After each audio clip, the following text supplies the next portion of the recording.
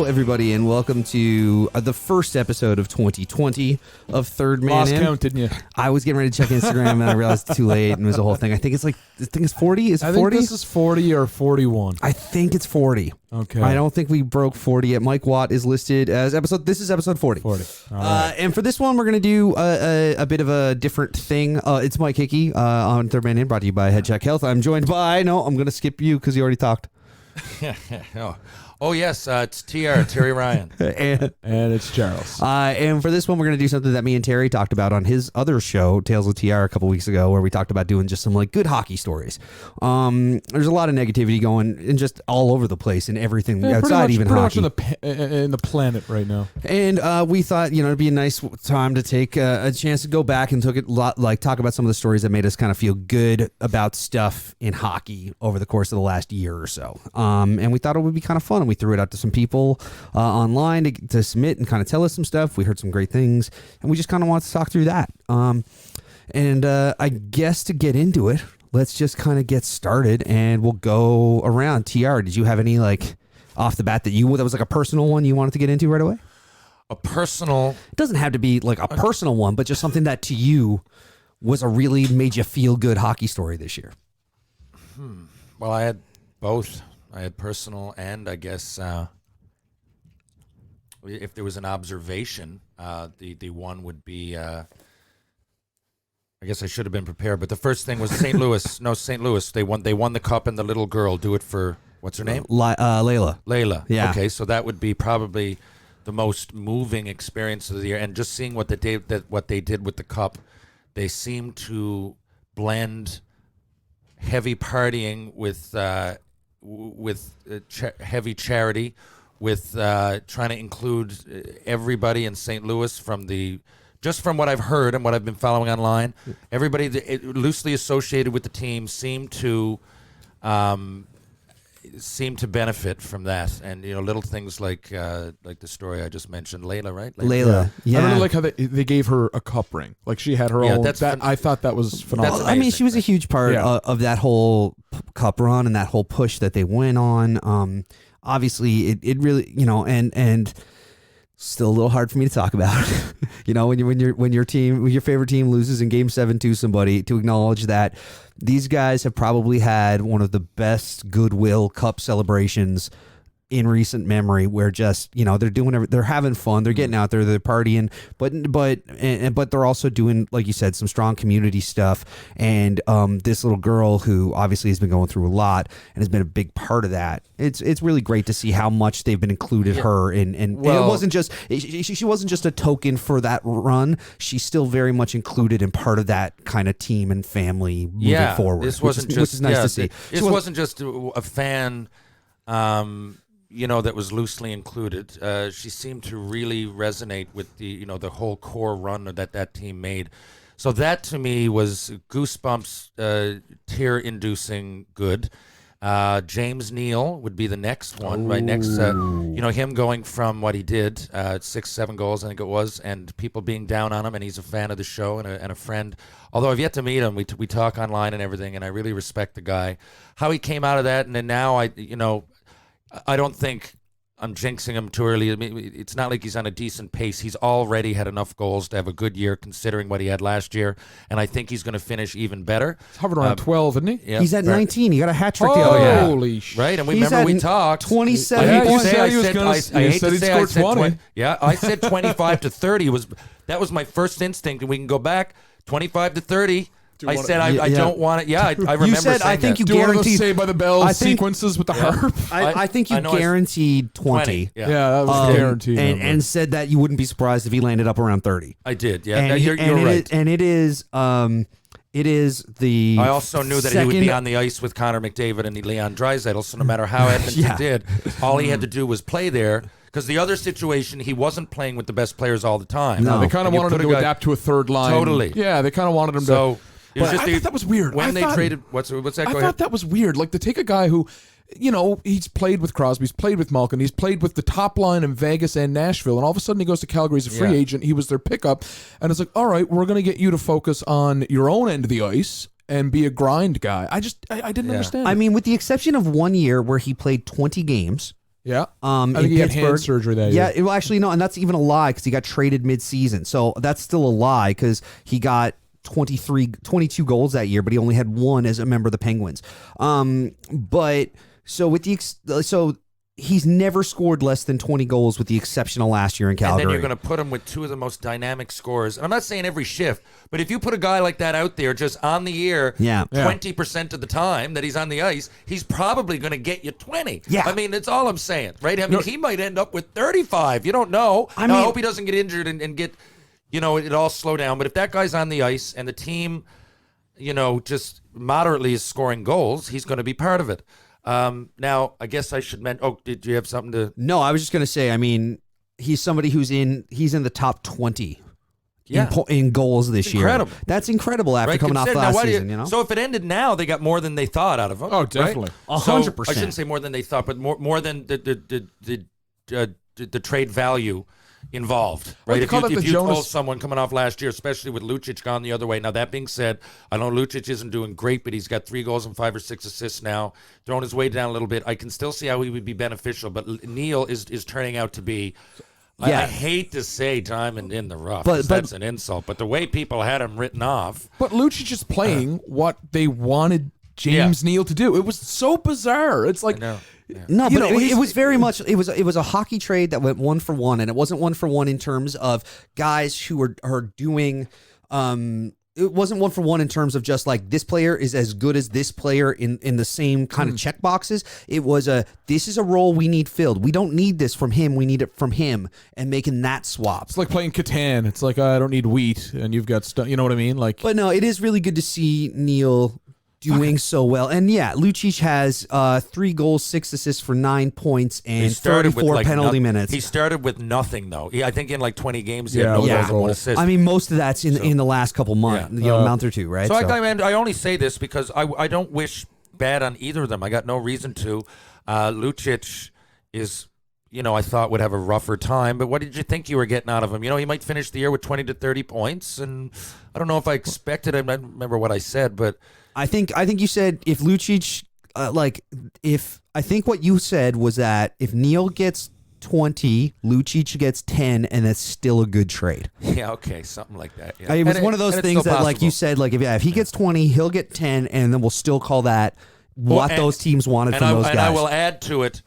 The couple of times that Lucic has dropped his gloves, he's gotten shipped, but they also want their guys protected, and he's trying to do that. So there's a different factor there, even though no one wants to. A lot of people don't want to talk about it. It is there, and he is tough, and who knows if Calgary get into the playoffs?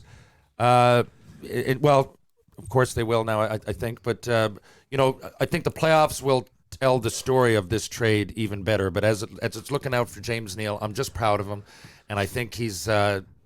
I don't want to even say resurgence because I expected this, but he's proving a lot of doubters wrong that were really only formed in the last year. Well, I think anybody who was doubting James Neal was silly because he's been so consistent throughout his career. To have one faltering season, 30, to have one season where his numbers falter a little bit, but the situation that he was in, and it was so obvious. It was so obvious that it was an anomaly. Like it was such an obvious anomaly. One cool thing I liked about that trade the most is how rare is it in this like modern day NHL to see 2 division rivals make a trade that's 1-for-1. Yeah, it's unbelievable. Like that is so rare to me. That's your Goodwill hockey story, is the sportsmanship of a 1-for-1 trade within the division. It's just you don't get to see. I think they're it's like I just think they're neat. I think they're really you're not going to see Pittsburgh and Philadelphia make a swap or Toronto and Montreal. Like it's very rare. I mean, you do see it happen. Thomas Sarek. Or did he sign? He signed. Yeah. I remember thinking that was odd too, but he signed. You're right. Jonas Hoagland got dealt from the Habs to the Leafs a long time ago, I believe. I think I played with him a few shifts. I think it was a 3-way though. I think he made a stop somewhere else and went. But anyway, I brought up Jonas Hoagland because you mentioned that you're not going to have Neal out there every shift with Draisaitl and McDavid. Jonas Hoagland, I think, got like 24 goals one season with the Leafs, and he wasn't out every shift with Sundin, or I think Berezin was a big part of that team back then. Yeah. But when he was out there, he picked up a goal now and then. Yeah, I remember he was in Montreal for at least 1 full year I was there. I'm trying to remember. He was in the room. He didn't say much. He had those big lippers in, those big shoes. he would have that Swedish chew that you just the put in, dip, and you don't even spit, you just put it in. Yeah, just a little characteristic I picked up. He was a nice enough guy. I could tell he could snipe though. He wasn't. I don't know what he did in Montreal, but he didn't. He wasn't ripping it up. But I remember thinking, give this guy some good line mates, give him some ice time. But there was people like Brian Savage. There was a reason he wasn't playing. Savage kind of outbid, and Savage would have those. We called him Mr. October. He would have 25 goals by Christmas. And I don't mean that in a bad way. It's just the year would start. Valerie Bure would be there. Tucker would be battling. Oh, yeah, we already had Turgeon, Recchi, Damphus. Well, Turgeon got traded, but there was a good enough base that Hoagland and Koivu was coming in, and that's the guy. So Hoagland was there, but his hands were tied. Yeah, I think he got like he was down on the third line. This is a while ago for me. I think he was like third line, bottom six guy. Then when he moved over to the Leafs, like he was a fringe top six guy. Like he got on the second line a bit. Yeah, and always could have played a bit more, I thought. But I do need to mention two other things. I didn't want to get personal with it, but I should, because the people that did this, I should mention it. So the Mount Pearl minor hockey voted me into the Hall of Fame, and like I said, I don't want to sound braggadocious about this, but I do need to say it to thank them, and that was a big honor.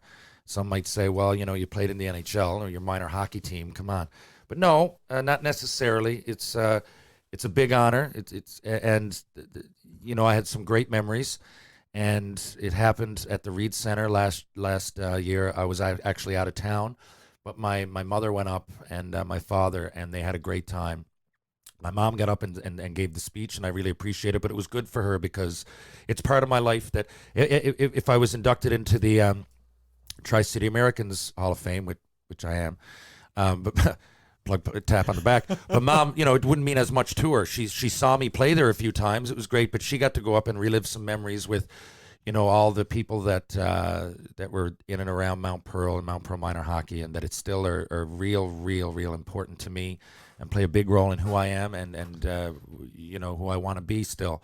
So I thank them for that, and also the Canadian Ball Hockey Association voted me into their Hall of Fame.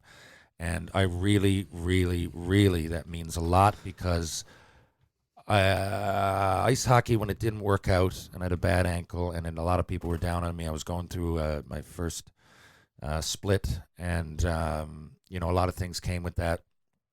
If you want to say, it was depression and anxiety at the very least for a period of time. And then I found ball hockey, and George Gortzos, the coach for Team Canada for many years, Tony Inito from Montreal, they really, the GM for many years, they really got behind me, and they introduced me to this sport. It didn't hurt when I ran, hurt when I skated. So I got involved, and I went to 7 world championships. I have 3 gold medals on a world stage, and it changed my life. And I'm still playing with, the Masters squad, Team Canada. We're going to Prague in June, and, the regular Team Canada now, the men's A division, has Jordan Escott, Connor Donaghy, Cody Donaghy, Zach O'Brien, Marcus Power. I can go on and on. We've got lots. So I appreciate what ball hockey's done for me, because it's indirectly led to those guys getting an opportunity. I've often said it. Jeremy Bishop's another one. Pedro Cabral. A lot of us now are involved in the Team Canada program. And it wouldn't have been if George Gortzos did. I'm not saying that those guys wouldn't have gotten an opportunity. I just mean that it all came together. We started putting a team from Newfoundland into the Nationals. We won a national championship. We've got 6 silvers. It's just been a great ride. And ball hockey changed my life in an only positive way. And I still have many friends in the game. And to be honored into the Hall of Fame, at a fairly early age was, like I said, goosebumps, tear-inducing. So thank you.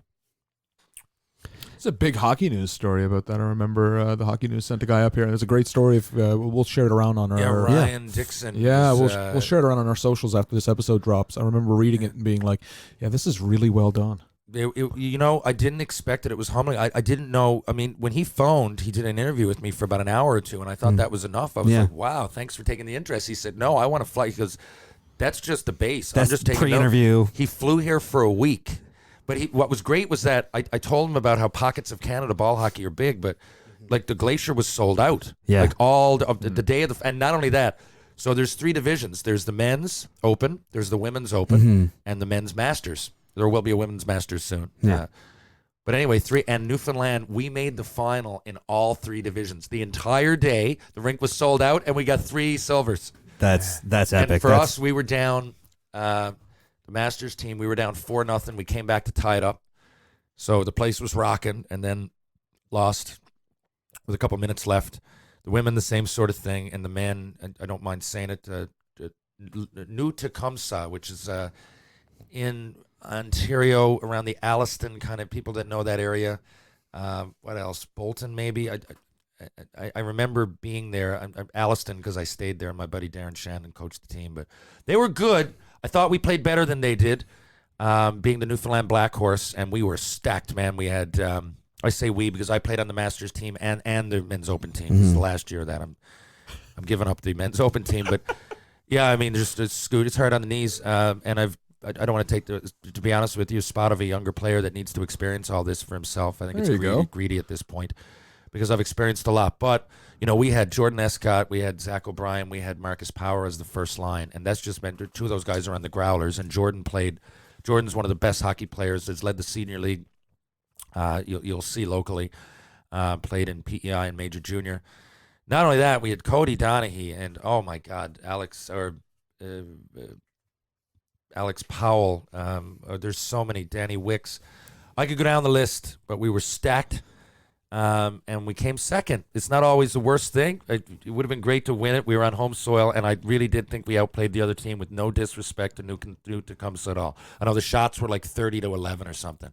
So I'm not stretching it. We played better, but things happen, and you run into a hot goalie and ball like hockey. That Latvian goalie in the Olympics a few years ago. True, it happens, and it wasn't. They were also playing a style, so they didn't want us to get shots from in. So you got to give up something. So they said, you know what, we're going to play close to the goalie. We're going to really play tight and close. Give him shots from out here. We think our goalie's going to stop it, and not that our goalie played bad. It was just one of those things. The tying goal was a power play goal. You give anybody a power play in ball hockey, the odds go way up because you can get the red line or you can get the blue line and then take it back to the red.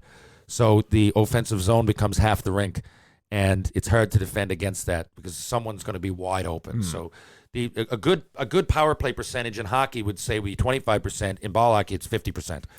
So if you get a good bunch of guys that can dish the ball around, you'll probably get a good opportunity. And we lost, but I just love the competition. And in the dressing room after the dust settles, you're like, I got a national silver again, and it's not so bad. But anyway, that's a little bit about the experience. Thank you to Ryan Dixon for doing that article. I'm sure if you Google it, Ryan Dixon, maybe Terry Ryan or Newfoundland, it'll come up. It was about 4 months ago. It was, but it really meant a lot, and the whole ball hockey experience keeps on giving, and thanks to Ryan, George Gortzos, Tony Anito, and I will stretch it out to Ian Boiler Moores as well. He was the coach of Newfoundland now for about 10 years straight. Steve Power, president of Canada, also from here. You guys probably have come across Steve. Unbelievable. Paul Barron, I could keep going, but it's ball hockey is very healthy in Newfoundland, and it only keeps getting better on an international and national level. They really snuck a great photo of Senior in that article, too. Oh. He's up in the stands just giving her. Guys, you can imagine when those things go on. Yeah. So Senior just loves talking. So Senior just doesn't go to our games. Right? He gets a coffee. He gets a sandwich. He sits up there. He goes to all around the board. He's interested in the girls' levels, the masters, doesn't matter who, as long as he can sit down in not a too popular place of the rink, but somewhere that people are going to come talk to him. He's there if you want to come talk. There's a legend in the corner, everybody. Yeah, right? Judging by the photo, I believe he was hanging up by one of the blue lines. And, yeah, exactly. Yeah, and it's like, he's not dead center, but I'm here if you want to come have a chat. And he loves it. And the photo of him is like half standing out of his seat. If I remember correctly, it's like half standing out of his seat and yelling at someone. And I'm like, this captures Senior perfectly, unbelievably well. Yeah, it's right. And it gives, I got to be honest, there's a side of me that enjoyed the whole amateur. Like I said, like in 2003, when I finally called it quits, or 2004 maybe, and my ankle was bad. People ask how I can play senior. Well, it's a 24-game schedule, first of all, and my game did change. I mean, on the NHL, you would notice it. You'll get, I'm trying to break out of the zone. I turn like a 747 one way and like on a dime on the other. But you're going to notice that one way in the NHL. Nothing against senior. It's obviously slower, and it's not as hard on the ankles, and it's not as physical. so that's the reason. Jesus, I broke around you at Jeremy Charles' skate a couple weeks ago. Fuck. Yeah, How long were you holding on to that one? How long was he holding on to that Since one? the last time we recorded. We went to that skate. I broke TR on one side. JC cracked up laughing because it doesn't happen, but it somehow did. It was a nice snipe. Yeah, I do what I can. It was a nice snipe. That's my feel-good hockey story. I got around Terry and scored. It was a whole thing. No, it was nice. And St. Bon's, too, a classic rink to do it in. But... So with that's why you didn't have me back last week. No, I don't care when you come back. I don't text anybody. And, if you want, I'll give you so far. You're pushing a little bit. We can start. Yeah, I'm sure. Did I try my hardest? Okay, so yeah, we can keep going. We know you didn't. It's fine. Let's move on. Actually, Mike, I got to be honest. I tried to take the puck off you, and you did lift my stick, and you put it under the goalie, and I was trying. I'm not kidding you. But when you got there, if it was a game, I probably would have hit you into the boards before that happened. Yeah. But that's why it's shinny at St. Bon's, and I totally respect you, and you made the move. Aww, but what I was going buddy. to say is leaving and all that. So when I retired from pro and I went to play ball hockey, and then I played senior hockey, and I started playing. So these amateur levels of sport, although I was at the top level, and I just wanted to keep going as a competitor, I just wanted to play the top level of ball hockey, which was the world level, top level of hockey, which was senior hockey, and, the Allen Cup hunt and everything's still pretty high, but I wanted to go there. Now, since 2004 or 5, my parents, who it was probably hard on them to see their son get drafted so high and then have all that adversity happen to him, I'm sure that wasn't easy. So all of a sudden they could come back and watch me play in these things, whereas if I'd stayed in the NHL, again, no one would have been complaining. It's a great league to play in. But they wouldn't have seen so much. And with that comes, they've experienced herders with me and national championships and a world championship. Even though we got bronze, it was here in 2013 for the ball hockey we hosted.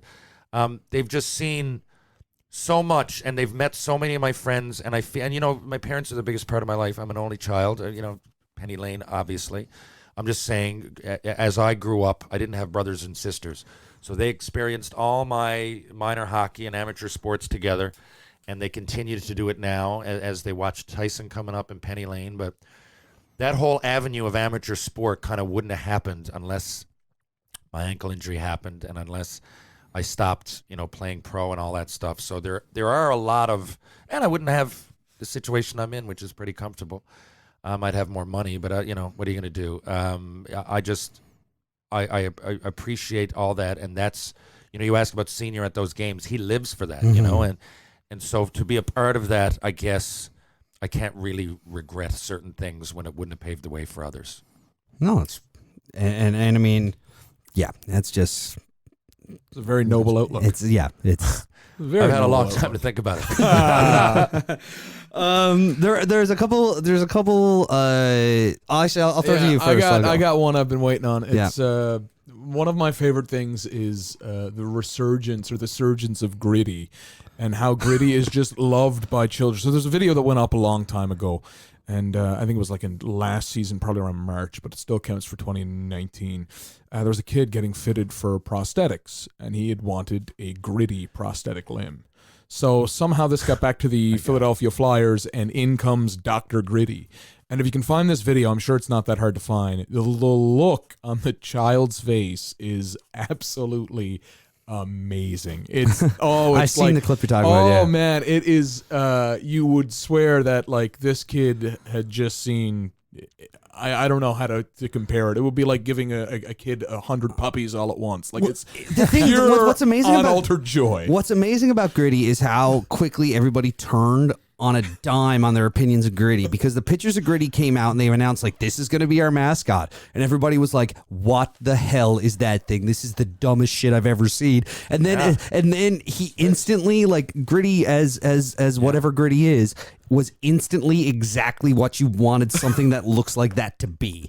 And so then everyone was just like, oh no, they get it. Okay, we're all good here. And everybody loves Gritty. I mean, Gritty streaked at an outdoor game. Yeah, like, he just makes hockey fun. He's everything that's right about having a mascot for the Philadelphia Flyers. The city of Philadelphia in its own. I think like the turning point was like he had a T-shirt cannon in the second game, and it's not the Wells Fargo Center anymore, is it? Wachovia?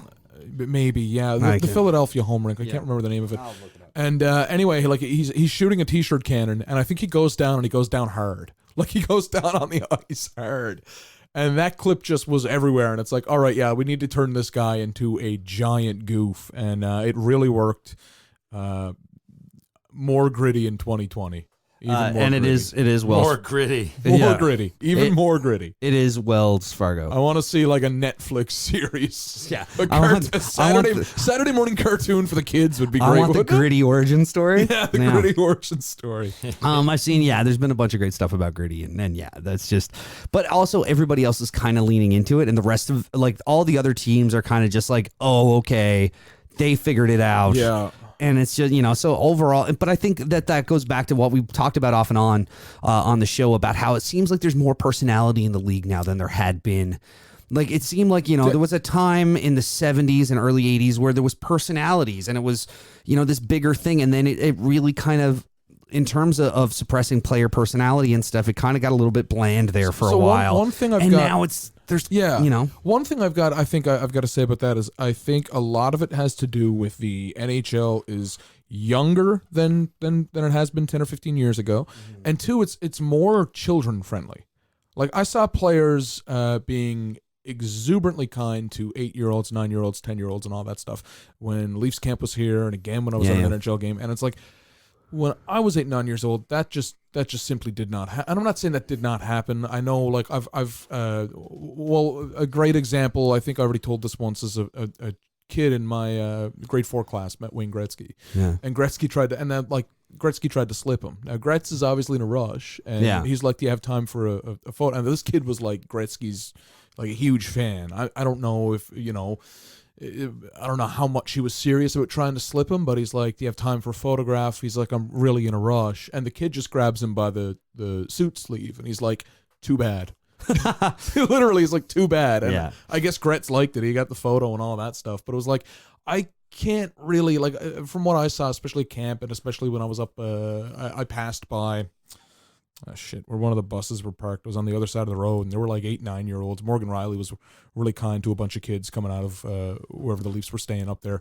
And I just thought, that's nice. And it's more geared towards kids. I think that the NHL should get a little bit more like that, like more afternoon games. I know the Leafs had an afternoon game on Monday past Tibbs Eve, and they had like kids interviewing the players. They called it the next gen game. They had kids interviewing the players. But I mean, doing that, like, it's Christmas break, so you're gonna have more of that stuff. One kid was playing the organ in the rink, and he was tearing it up. I thought that was like super cool. I just like, afternoon games every now and then, gear them towards the kids a little more. No, I think that's fair. And I know the NHL will be like very upset if, I know the Winter Classic is kind of geared to grow the game, and there's a big controversial hit interjection 4 minutes in or whatever. That was, what I loved about that, my favorite part about the Winter Classic ejection thing was, for one, I turned it off because I got like 3 minutes into Doc and Pierre McGuire and had to turn it off. Pierre McGuire's back on the air? He's on that. You didn't see the gif of him eating a corn dog? Apparently, apparently Pierre McGuire doesn't know the internet's a thing and ate a corn dog on video on television yesterday. And I just saw the highlights. I didn't even watch the game. Yeah, I didn't actually watch the whole game. I watched a little bit of it. I watched some pregame stuff, and then once the game started, I kind of just went, no, I can't handle this, and turned it off. But what I loved was somebody took the walk of shame, because like, where's in the center of the Cotton Bowl when Corey Perry gets ejected from the game, he's got about a quarter of a mile. He's got to walk to the locker room. 3 minutes. Shame. 3 minutes. And so somebody took the video of that and set it to that World Juniors penalty music. And so it's just like the weird horns and stuff as he's like trotting out. It's brutal. Oh yeah, it was incredible. I was entertained by that. I saw that. I never got to see much of the game actually. I was in the kitchen most of the day yesterday, so I had it on the background, and I had no idea that hit had happened. Yeah, no. And all of a sudden I log into Twitter when I get a quick break, and it's like, oh wow. And then I saw that, of course. It was like 2.5 minutes to walk to the penalty box. It's not even the penalty box. He got ejected, right? So he got tossed out. But speaking of outdoor games, something that caught my attention last week, when my wife's from Buckins in central Newfoundland, big hockey town. They got a storied history, won a bunch of herders, some great players. Some great players have come out of Buckins over the years. Even Maria's cousins, Paul and Drew, won a herder with the Cataracts and stuff. So there's a great history in that town of hockey, and their ice plant, which runs the rink and the curling club, has been kind of wonky for the last couple of years. And so the Christmas tournament they normally have, the T-Bone Cup, they said shag it and had it as an outdoor tournament this year. And it's cold in Buckins at the end of December. And so but they went up to one of the Rothmere Mine pond, cleared it off. They brought the Zamboni from the rink up, cleared the ice, and played their their Christmas tournament outdoors. That's cool. The amount of dedication to put that together as a thing was just like, I saw it happen. And I think it was Morgan Thorne, was the guy who put it together. I played in the T-Bone with Morgan a couple times. Great kid, Mook Lane, who's the guy who came out and drove the Zamboni. All the guys in town who put it together. It's fantastic, and it was really cool to see. I was talking to a couple of them about it, and they just had a ball. They had a great time, and there's talk that even as long as the weather permits, as long as it does get cold enough for the pond to freeze, that they're going to keep it an outdoor tournament. That's just because cool. it's probably more reliable on them. So, but it was really cool to see. We've got photos of it up on our Facebook page if anybody wants to check out some shots from that. But it was really cool to see. Nice. There's a Boxing Day tournament in Lab West, ball hockey one. I think it's always outside the Fishnet. It's a bar down there. And that's always one thing you get to there's one main drag into Wabash, so I think the last year I was back there Christmas time, it was like a friggin' blizzard, and you drive across, we call it across the lake.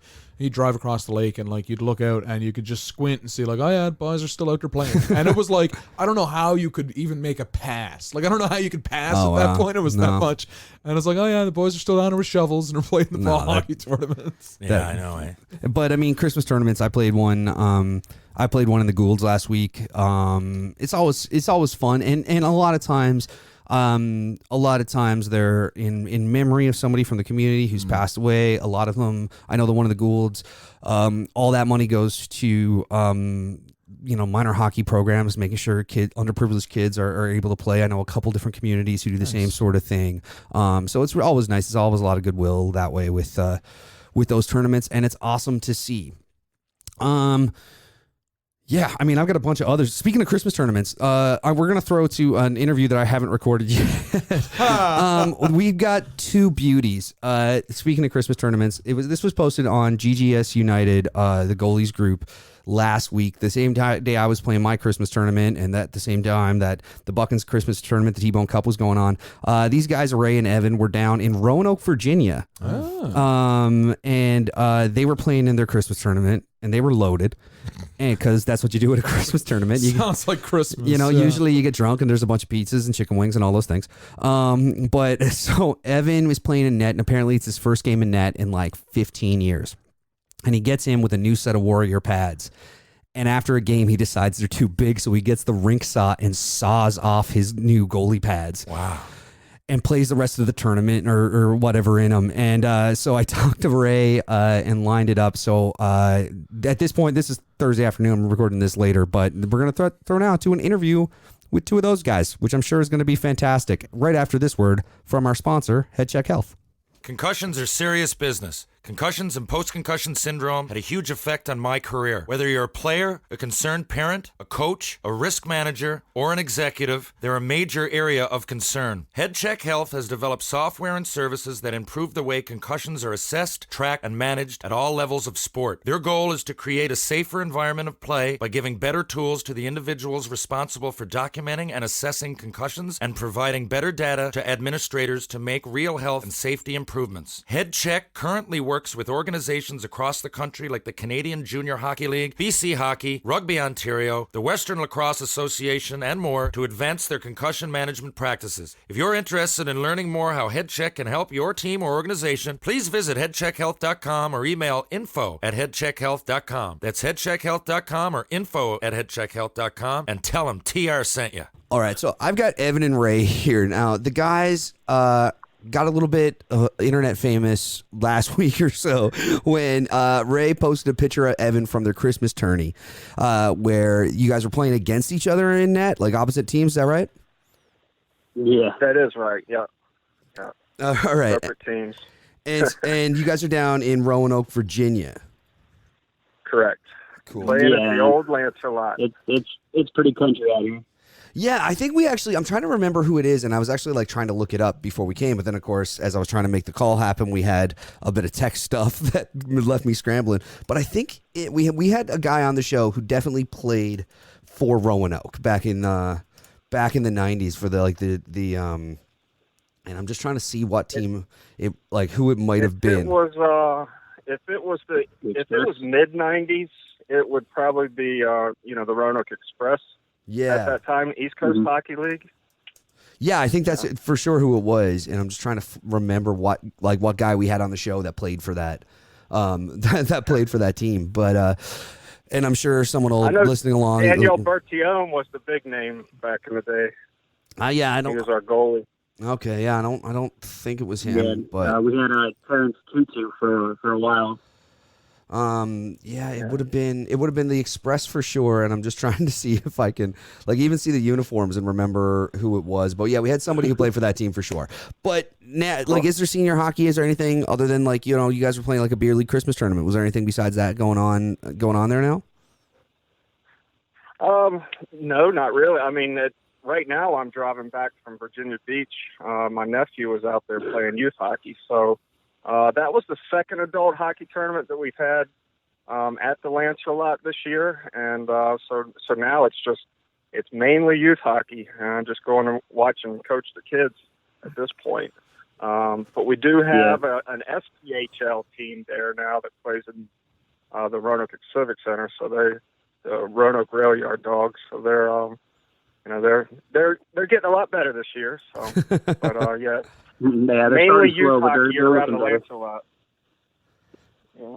All right. The Lancelot has adult leagues that I'm in A and B leagues, but this is pretty much the second year of really organized hockey since the 90s when the roof collapsed at the Lancelot, and we lost a really good set of ice for a long time up until last year.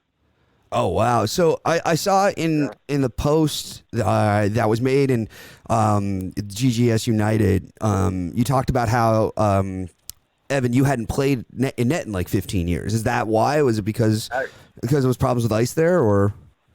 No, not at all. I was born and raised in Vinton, where the Lancelot is, and I played goalie as a squirt and a peewee. Me and another guy kind of switched back and forth each and every game. And then I just started playing D and forward and things like that. Played up through juniors, all that good stuff. And then 1 year for my club college team, they needed a goalie and I kind of filled in that night. And, but that was in 2001. So I hadn't played goalie since 2001. And before that, it was 1990 when I was actually playing goal. But I bought these pads 3 years ago, and they've been sitting downstairs in the basement, and I finally agreed to play goal in this tournament. And so that was in July. So I finally got the skates, the pants, I got an old helmet and painted that up, and I was so excited to get out there. And then as soon as I got on the ice, I was the most uncomfortable person in the world. I mean, it's just the amount of equipment that's hanging on me. I hated it. So I was like, well, I can't get new pads, and these things are way too tall. I'm just going to cut them. Okay. Well, my father and grandfather, they own an old auto upholstery shop, so they've got the knives. They've cut through material and foam and all that stuff. So I'm not afraid of doing that. Yeah. I thought about just putting a cap on top of it after I was done, but literally, Ray took a picture of it, and then he started telling me that people were responding to it and likes and all this stuff. And I thought it was wild. It's pretty surreal. Yeah, I mean, it was. I was actually playing my Christmas tourney that day, and I was playing out. I play in net every now and then as well, but I was playing out, and I was showing like one of the guys in the room, and then like after our neck, I like saw the post, cracked up laughing, showed the guy sitting next to me in the room, and then like an hour later, I heard our goalie across the way talking to another guy, like showing him the picture and stuff. And I mean, we're in Newfoundland, so like it spread pretty quick, right? Which is it's hilarious that it happened that way. But yeah, it's It was, it was super funny to see. And then I was like, well, yeah, we got to talk to you guys and find out all about it. And I mean, now I'm looking at this, I've got the post here. I mean, you got 300 plus comments and almost 700 reactions and stuff. And it's just hilarious to see stood up with these really, really nice looking, like retro, like throwback design GT, like Warrior, like GTs, and they're really nice pads. I got it. I love the vintage look to them. But I that morning, when I played, and I went straight to the shop and I got the knife, and I was already looking at we have leather and vinyl there, like what color I was going to do to put a cap on it. It didn't really bother me that the top was cut off. Yeah. But it was kind of cool to show all the kids too. They were like, oh, so that's what's on the inside of pads and stuff like that. So they got a kick out of it as well. So a lot of people just wanted to look inside of them. So when you did this and chopped your pads off, like what were the size of the pads? I think they were 35 plus 1.5. Okay. I know they were 35s, but I had cut it right at the top of that 35, so I think it was 1 or 1.5. But obviously they were way too long for me, and I didn't need all that extra pad, I guess. I had a pair. I ended up actually giving them away last week. That was when I first started playing back in net again. Somebody gave me a set that was 36 plus 2. And I was swimming. God. I mean, I'm like 5'9" and change. Like I was swimming in these things, and I hadn't thought to like go and take a knife to him or something. But that was the other question I had. So you did it. You went to your father's shop and did it. It wasn't just like because I think everybody kind of all assumes that you just like went to the rink attendant and was like, "Bud, you got a saw there," and just went to town on him because it's an impressive. He was gone so fast. That's what I thought. I mean, after one game, he came right back with the pads cut off. I mean, it didn't seem like it took more than 10 minutes. I was like, dude, you just went in the locker room and cut those bitches. Ray wouldn't have seen me do it. I literally went to a hardware store and got a hacksaw. And I was like, man, this is going to chew up the material too much. And I was like, I'm going to drive all the way over to the shop. I know they've got some pretty sharp straight knives. And so I got it, and I wanted to rush back and got into the rink, and I was kind of down at the far end, and I had both of my pads out, like on the side of the bench, right outside, and I just started cutting, and a few people came down that way, and they were looking, and they're like, "What is this dude doing?" And a lot of people who kind of know me around there, it's just Maxie, he's just trying to do something with his equipment, but it literally took me 6 minutes to cut through that. That's hilarious. A couple of kids wanted the pad, or like the cutoff pad. I was like, sure, here you go. And they're like running around. Look at this. There's a souvenir for a Lucky fan. Yeah. And so the reaction at the rink, everybody kind of, it was pretty much the same as the guys in the GGSU group. I think so. Ray would know more. Everyone was pretty drunk, so they welcomed it pretty well. I know some people in GGSU, well, first of all, they thought it was me, and I had to reiterate that it wasn't me. I know I go by Jabroni, but some things I just can't fit into my budget, like cutting a sweet set of pads like that. But I mean, we were all just drinking and having a good time, and everyone was just dying laughing about it. And then he had to play our team right after that. And he ended up winning 3-1, and I swear he made 20-something saves, and I never saw him go down one time. I mean, he was strictly old school. And but we had redemption the next day in the championship, so it was a pretty good weekend all in all. Oh, that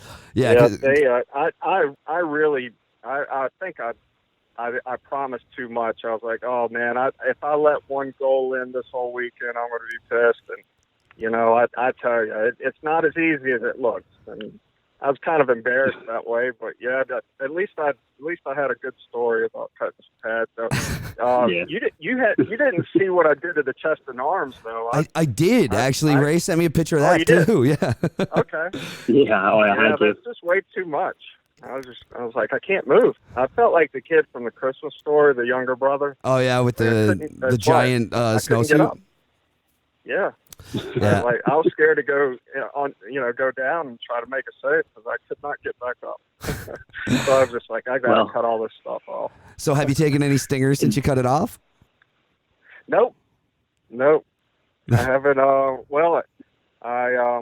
Actually, I let another buddy of mine borrow them because he wants to see if the 35s are a better fit for him. He's trying to order new pads. Yeah, because I guess it'd be that weird thing where because for people who don't know, like pads are measured out by like the like ankle to knee height and different stuff like that. So 35, but like cut off like that, it'd be a big difference in what you're getting from a pad. Yeah, it'd be pretty interesting. Sure, yeah. So have you gone back now and capped them off at all, or are they still looking like they do in this incredible picture? They still look like that in the picture. And, my buddy Chris, he tested them out this weekend, but I haven't talked to him. I told him if he likes them, I can put a cap on it and I might try to sell them or something, but, I don't know. And literally, it took me like 6 months to try to find the right size. Yeah. I was reading all of these reviews about how to order, and I was measuring and all this stuff, and like I should have just gone to a pro shop somewhere and really got fitted for them. Because when I got them, I was like, I don't know if I can wear these. But then you wouldn't have this beauty story. I know. Yeah. Because if I didn't take the picture, it would have been like a hollow weekend. Yeah, I mean, what's incredible too is just so the picture the picture of Evan. I'm looking at it just cracks me up because you're sitting there. The look on your face is perfect. I'm assuming your mask has like just bushed your beard right out. So the beard looks wild. You've got a drink in your hand. And just cut off goalie pads, and it just cracks me up every time I look at it. And I'm just looking. My comment actually popped up when I opened the picture again, and this was before I had even written Ray, and it just said I had said if you put this dude in a police lineup and asked me to who got loaded drunk and took a sod to his pads mid-tourney, I would 100% pick this guy. That's awesome. I mean, and I'm not even on Facebook, so I haven't really read all of the post or anything. So I've gotten a few screenshots, and there's some dandies out there. Oh man, yeah, it's but it's incredible. The boys that set up the whole tournament was, it was just something really special because not a lot of people stick around for the holidays, but we managed to get a good group of guys together, and I know Jake and Bruce here. They set it up when every locker room had a keg. They had bottle after bottle of Pink Whitney that really snuck up on some people, myself included. So we had one guy getting carried off the bench, poor bastard. Oh, wow. Oh, yeah. I would have bet $1 million he wasn't coming the next day, and he did show. And so that was pretty impressive. Yeah. Oh, yeah. He was solid. I wouldn't have Evan definitely lived up to how we like to hang out at the rink and have a good time. It was probably the best hockey I've played. Not always the most competitive, but it was the most fun you could have had just being home for the holidays. Oh, I just wish I played better. I'm deeply embarrassed by it, but I don't know. I might try to find my old Coopers that I had in 90. I had a pair. I just gave away like a bunch of old goalie gear I had kicking around my house because I was given a bunch by friends when I started playing the net again, and then it was just taking up way too much space. So I like put up a thing, and people just came and took it over a couple days. But there was like this old pair of Cohos and like an old pair of like Coho Revolutions and stuff. I remember those. But man, it's always something with the Christmas tournament too. It's always such a goodwill thing. Was it a fundraiser or anything like that, or was it just to get out and get on the ice? No, just everybody around that area, basically. That's great. Getting all together. It was, we had A, B, and C leagues, and so I really don't think there weren't any other teams from other areas or anything. So it was all Roanoke. and we had a lot of guys there. Okay. Good. We already got some calls though that some teams want to come down for a tournament that we're going to try to put on in June. So we're hoping that it expands here. And then the more it expands, I know the guys involved would love to do a charity event and everything involved with it. And the guys at GGSU, Schaefer and Vogel and Matt Perrin, I mean, they're all about helping out. So, without the guys local here and the guys at GGSU, it wouldn't have been possible. Yeah, it's always great to see because like there's so many of those great Christmas tournaments and just tournaments throughout the year. But beyond that, like, you guys have like a regular skate? Like, are you getting out every week, or is this like only every now and then you get a tourney on the go and that's it? That's it for me. I don't know about every Ray. Friday morning. Go ahead. So every Friday morning, there's usually a big drop-in. But other than that, it's too early for me. Sparse.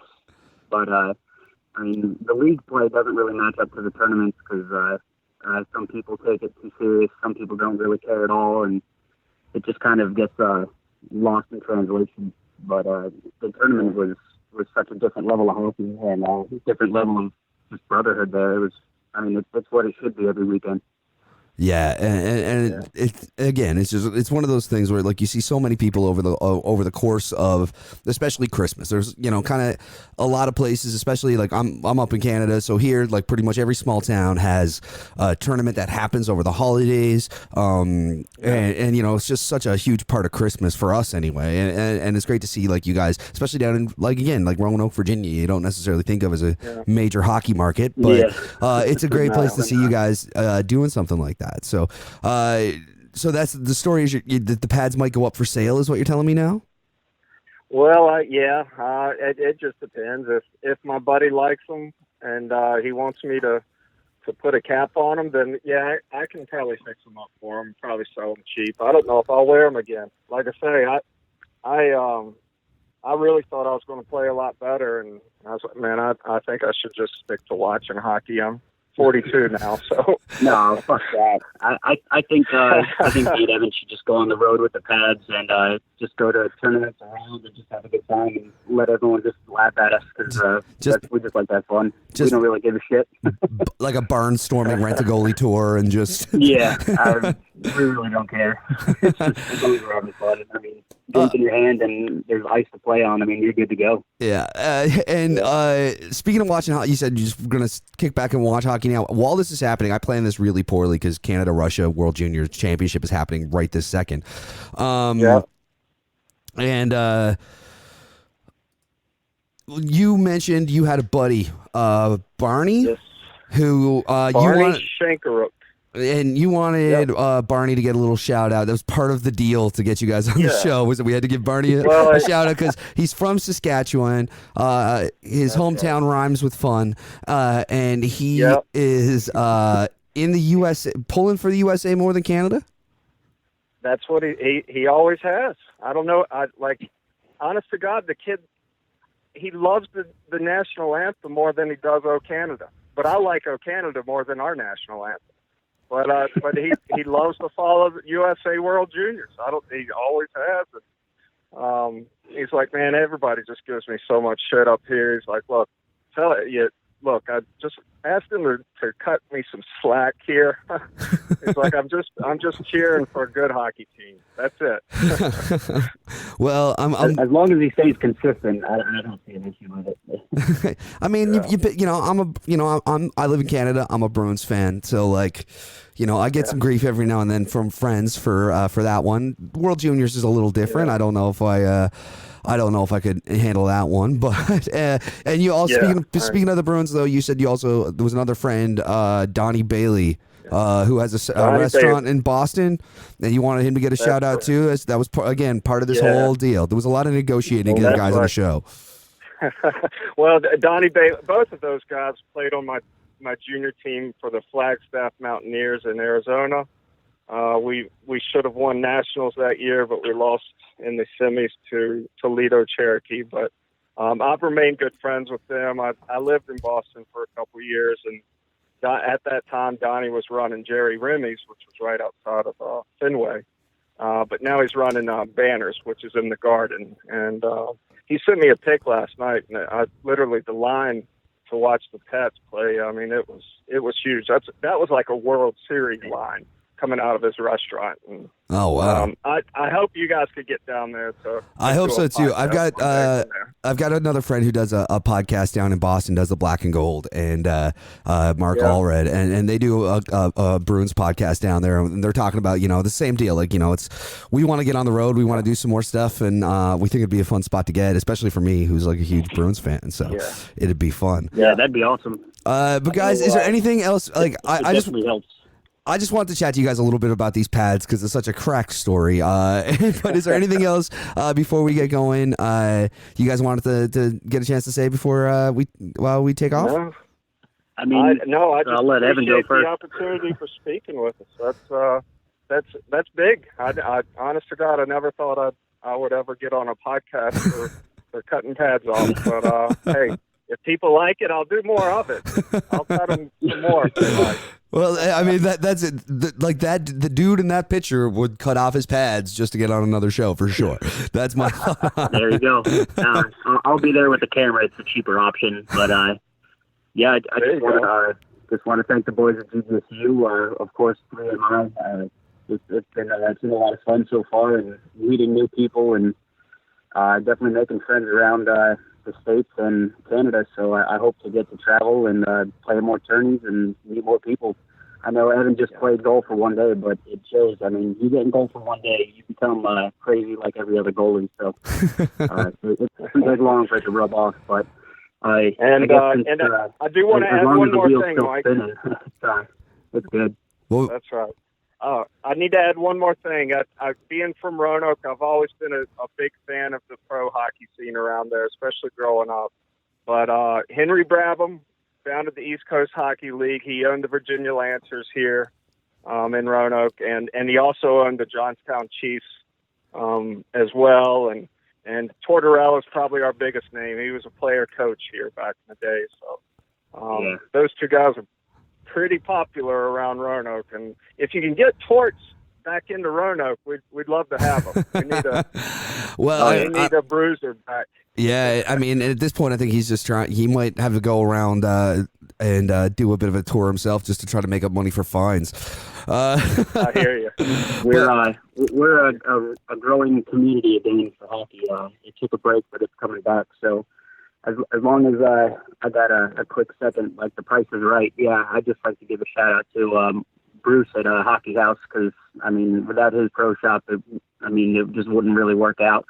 Jake for setting everything up, and the boys at the Lancer lot, just everyone involved, because it's just been fun. Every tournament just seems to get better and better, and hopefully the next one in June we'll have some teams from out of town, and we'll drink some beer and have some fun. All right. Perfect. We're glad the lot's back for sure. Well, boys, we'll have some stories for you. Perfect. Well, keep me posted on any future stories, and thank you guys so much for taking the time to do this today. Good deal. Thank you, sir. Man. All right. Cheers, guys. Happy New Year. Tell the boys I said hey. You too. So huge thanks to Evan and Ray. As I said, you can kind of tell. I still haven't recorded this. I'm pretending. I'm assuming this went really well. And it might just cut to like me going, well, the guys couldn't do it. But hopefully, I'm assuming that was just a beauty conversation with two beauties. Because, as you can see from pictures that we shared on social media and stuff now. Those pads are brand new. Yeah, they're brand new. And they're beauty like throwback warriors, like rituals. They're nice. But I got a kick out of it. I was at the gym yesterday, and I couldn't grab the tweet that you'd shared of this. But Ken was complaining with the size of hockey gear. Friend of the show, Ken Reed. Yeah, Ken Reed was complaining with the size of hockey gear, and with one thumb and like predictive text, and I'm amazed it came out like you were just like send Ken the picture. Yeah, I was actually impressed with how good that predictive text on my phone, which has a giant hole in it. Oh man, when was that? There was a couple either way. Yeah, it was like 2 days. It was the last Leafs game. They played Minnesota. New Year's Eve it was. Okay, and it was just like send Ken the. And you know what? I'm going to mention that. over the last year of doing this show now, that's something that's, it's kind of changed the way I watch hockey again. And it's been a lot of fun. Getting to know people like Ken, who we've interviewed a couple times. We also got to hang out with a bit when he was down for Hometown Heroes. A couple other people that I never would have had the opportunity to meet. I mean, TR is kind of like not a big deal. He's friends with James Neal on the internet, but like for doing the Spit and Chiclet stuff. Now I say not a big deal. I didn't even mean to do that, but but for us, this has been, for me anyway, I know this has been really cool. And getting to talk to guys like Ron McLean and Ken Reed, and me and Chuck got to sit down with Doug Gilmour during Hometown Hockey Heroes, cool. And today, as we record, this is the 28th anniversary of the day he got traded to the Leafs, by the way. Wow. I didn't know that. Yeah. I did not. Oh, yeah. Just saw that pop up on the internet. Happened the same day as the Dion Phaneuf trade as well. Dion Phaneuf got sent to the Leafs on Jan 2nd. So this has just been, and talking to guys like we just had Brad Lieb on Terry's show and Mike Watt, who was our last guest, and just a bunch of incredible guys who I either wouldn't know or wouldn't know their stories and wouldn't get a chance to talk to you. So I want to just, say thanks, guys, for saying yeah when I was like, do you guys want to do a podcast sometime? I think we're at like the year anniversary of you flicking out that text. No, we're past. It was November. Oh, it was November because we started in January. We got together in December. It was like a whole thing. Right. But we're just around what would be kind of, I guess we were to say second season kind of thing, because it was around TR's birthday, because your birthday's in like 2 weeks, right? You're right. Yeah. So it was around Terry's birthday that we kind of got started. But with that, we threw it out. When we were recording the Tales with TR a little while ago, we threw out a story, just kind of asking anybody if they wanted to, if they had good stories to share, to give us a shout and let us know, and maybe we'd get them on. And a couple of people like Dan Bly, who follows us on Instagram, and told a story about how he just lost 150 pounds and started playing for the first time. Wow, cool. And stuff like that. It was great. But a friend of the show, Nik Abbott, reached out, and he has a really cool story about meeting Tim Thomas recently, and it was just before Thomas kind of got back in the media with some stuff. So we're getting Nick on the phone right now, and we're going to chat to him about that, and we'll be back in a second. All right, like I said, we threw out a call to our social media stuff, asking people if they had good news hockey stories, good kind of stuff to share, to reach out and see what we had to say. And one of those people was Nik Abbott. Nick is from Newfoundland originally, currently lives in Arizona. Nick, how's it going, buddy? Good, man. How's it going with you guys? Great. Good. Slowly, digging myself out of snow and slush. And by slush, I mean... Yeah, you don't got that down here. I got sun and some nice weather, so... Well, I'm talking about the slush in my freezer, the salt beef bucket I made. Oh, they don't got that down there either, no, I bet. I don't think so. No, they don't got that down here, no. If they did. But you reached out. You had a pretty cool story about meeting Tim Thomas recently. Yeah, so with all that Tim Thomas stuff that recently came out about his concussions, and I know you guys talk about concussions a lot on your guys' show, which is awesome.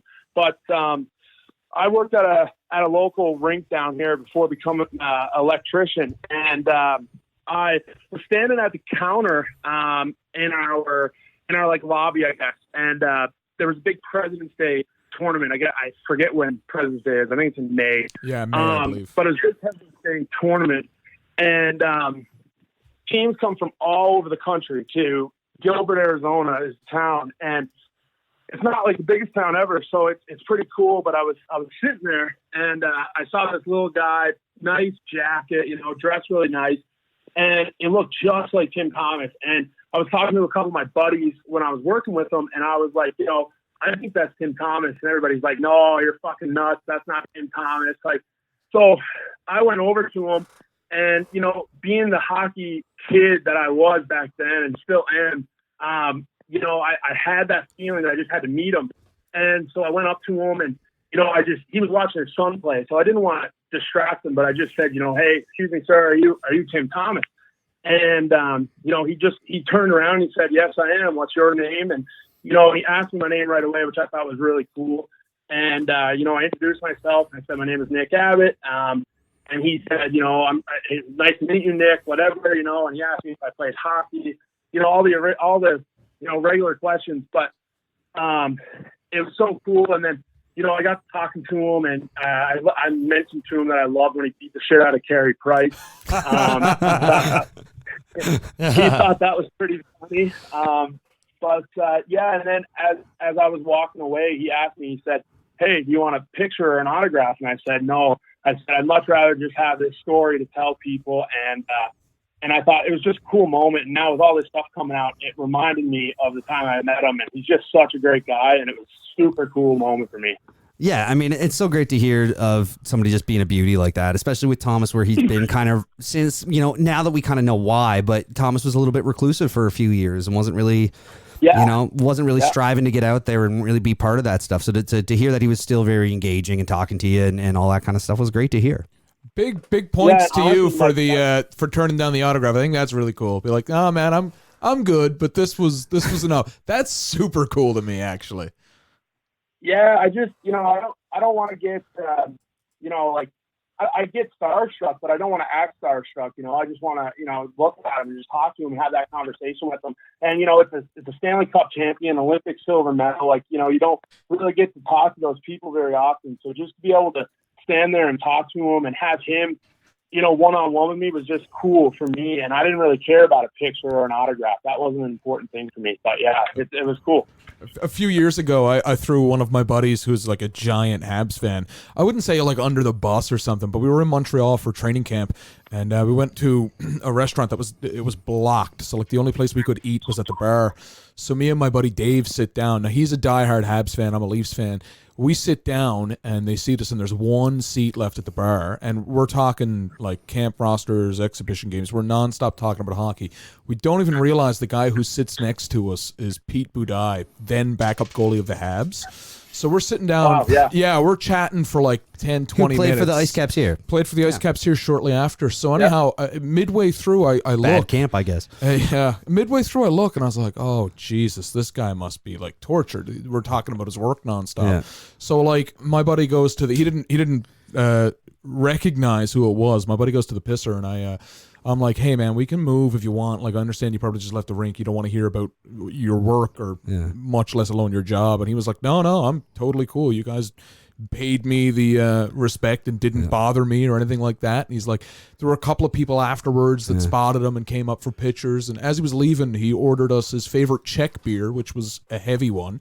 And he's like, "Do you guys want a picture or anything like that?" And my buddy Dave was like, obviously yes. And I'm like, "No, man, we're good. Like, you get on your way before anyone else bugs you." Yeah. Oh man, my buddy was pissed off at me.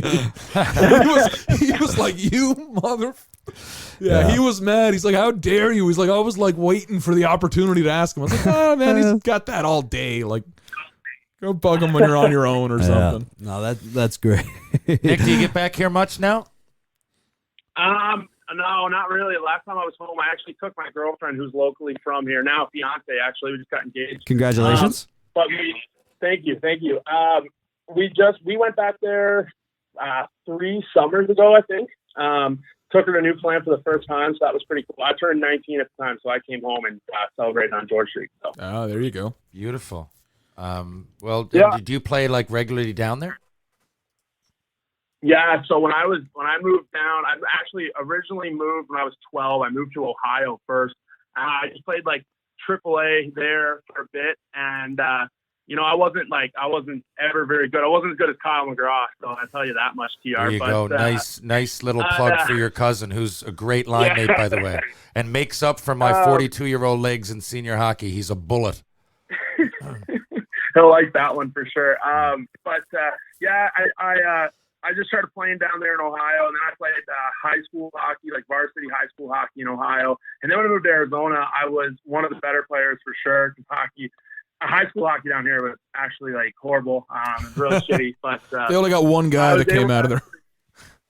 Yeah, exactly. And he didn't even play high school. He was out of here way before high school. So I mean, that's no question. But it was.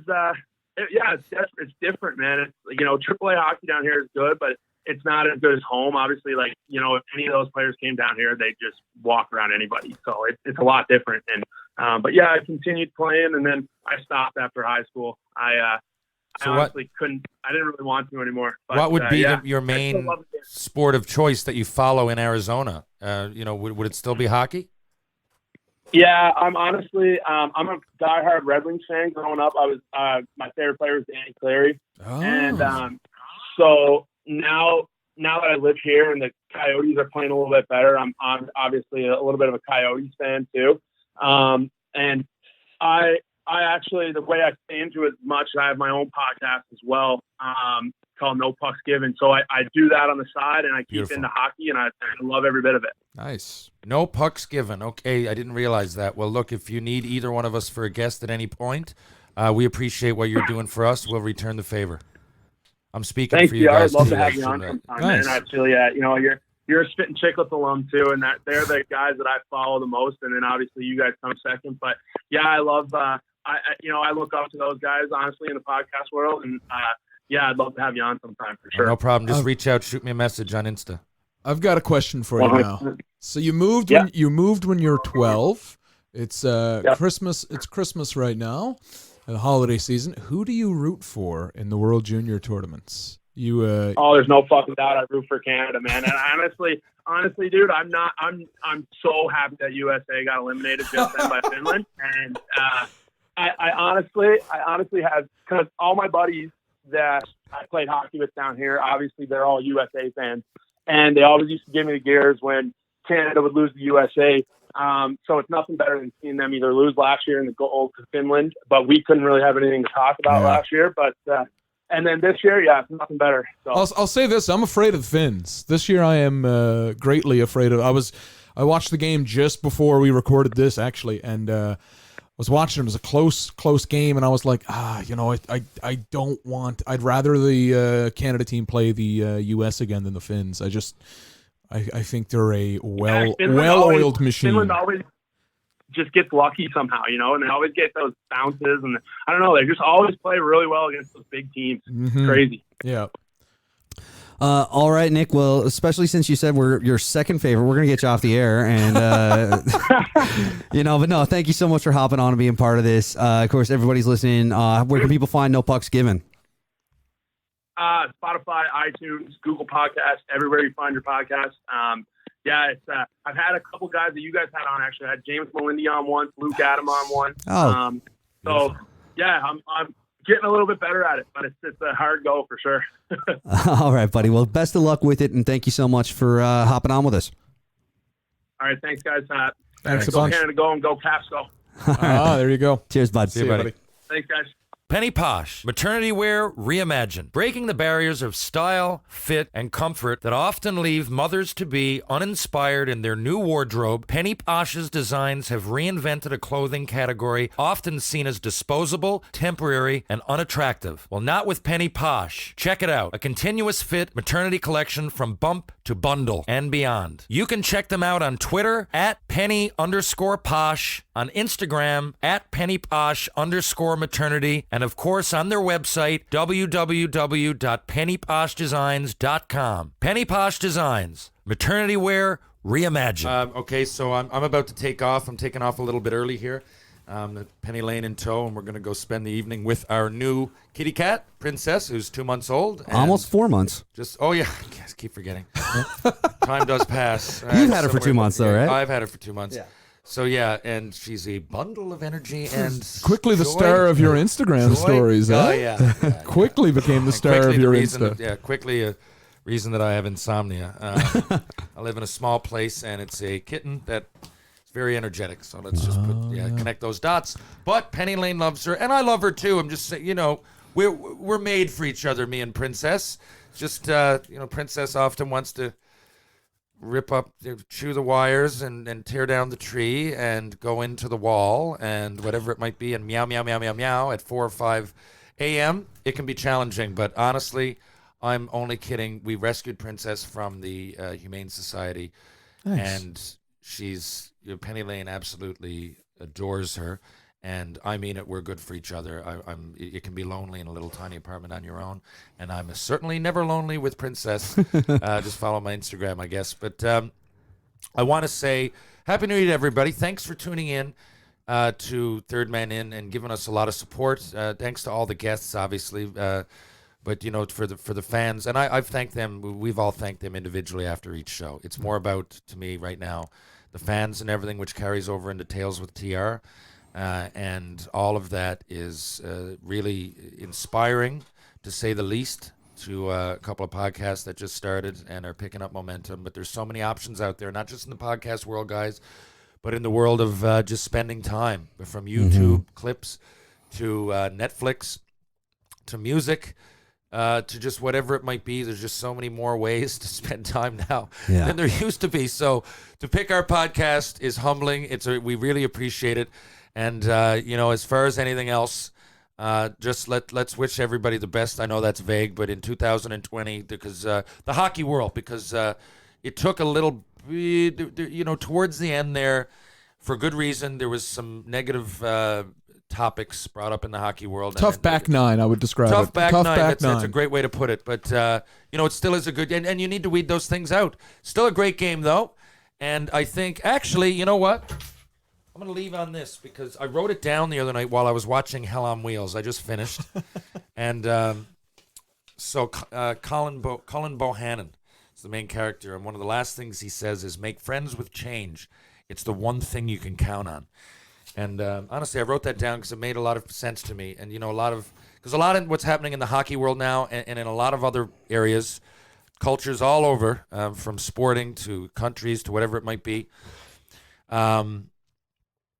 there's, change happens. And, for example, in hockey, for those that don't like the offsides cameras, for those that don't like the level of fighting, they want more, or to those that want the red line back in.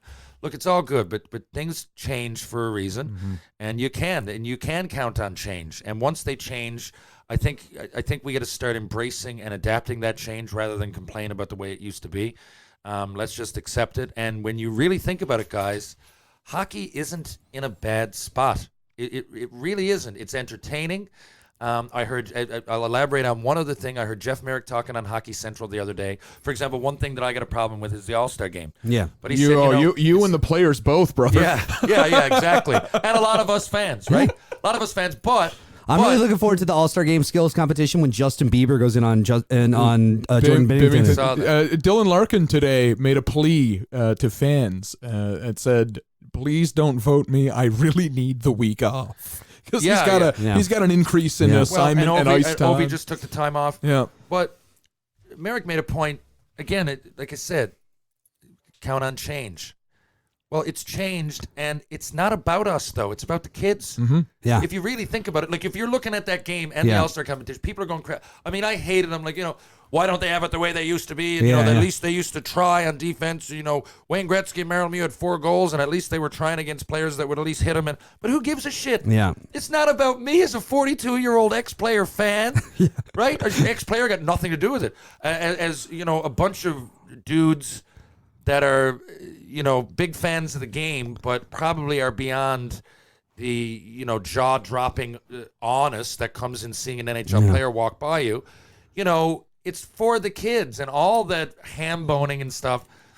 I used to be upset, but you know what? I embrace it. Jeez, it's a great game. Whatever way we can celebrate it, and whatever way we can promote it, let's do it. And if the majority of people like it, I'm fine with it. I found out how to. You mentioned the All-Star game. I found out the answer of how to save it is almost comically simple. Gear it much more towards the kids and bring back those Muppets that McDonald's had. I remember when I was I love those things. when I was Penny Lane's age, the All-Star game was the biggest thing for me because it was on at a decent time. I didn't have to fight sleep to get to the third period. There were promotions. There were always a weekend. There were always these little gifs and gabs that you'd see in magazines and all this stuff geared towards me, driving my parents mad to spend money. Like, Dad, I need $11 for Animal and Planet USA. We need to go to McDonald's and eat McDonald's, and then when we're there, I need an extra $12 for Fozzie. I was a heavy child too. But so you know what else? I was going to McDonald's anyway.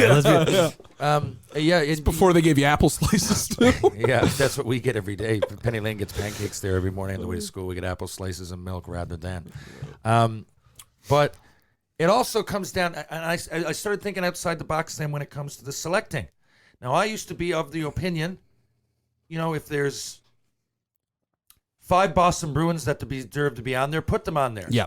And if there's 1 Carolina Hurricane or there's no Carolina, don't have them. But Yeah. then it comes down to the fans again. In Detroit, for example, this year, Dylan Larkin, isn't he? Or yeah, you brought up him. Yeah. So, but for a little kid in Detroit, do you need to add a fourth Maple Leaf, or whatever it might be, or you know, I think so. When you think about it that way, there's a whole city not being represented. There's a whole lot of kids. You know, so again, when you think about the adoration of fans, most of whom are like less than 15. You probably should include these other people. I'm a big fan of including every team. Yeah. I'm a big. It's to me, the All-Star game is not about a game. It's about the All-Star Week, which is fan access, which is, you know, media thing. It's growing the game. It's all of that stuff. But again, it always comes back to me about the kids. It's exciting for them to see. You know, one of my thing was the target shot.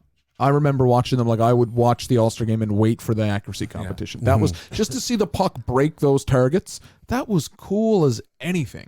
So if you're 11 or 9 years old right now in Detroit, and Detroit's not having they're not having a good season. You know, we knew what was going to be Detroit going into this year, and you know that's hard enough to stay focused and watch. You're not, you know, when you're 8 years old, you kind of can't sit down and say like, well, we got to tank and get ready for the draft and maybe get a good pick. You want your team to win every day. So then the All-Star game comes and there's nobody there. That's got to suck. I know. You know, and with so many teams, if you just pick the best players scoring and stat-wise, you might miss like 13. Oh, yeah. Like you really might miss a lot of teams. There's one year. What I think you should actually do with the All-Star game, and we kind of talked about this last year. September.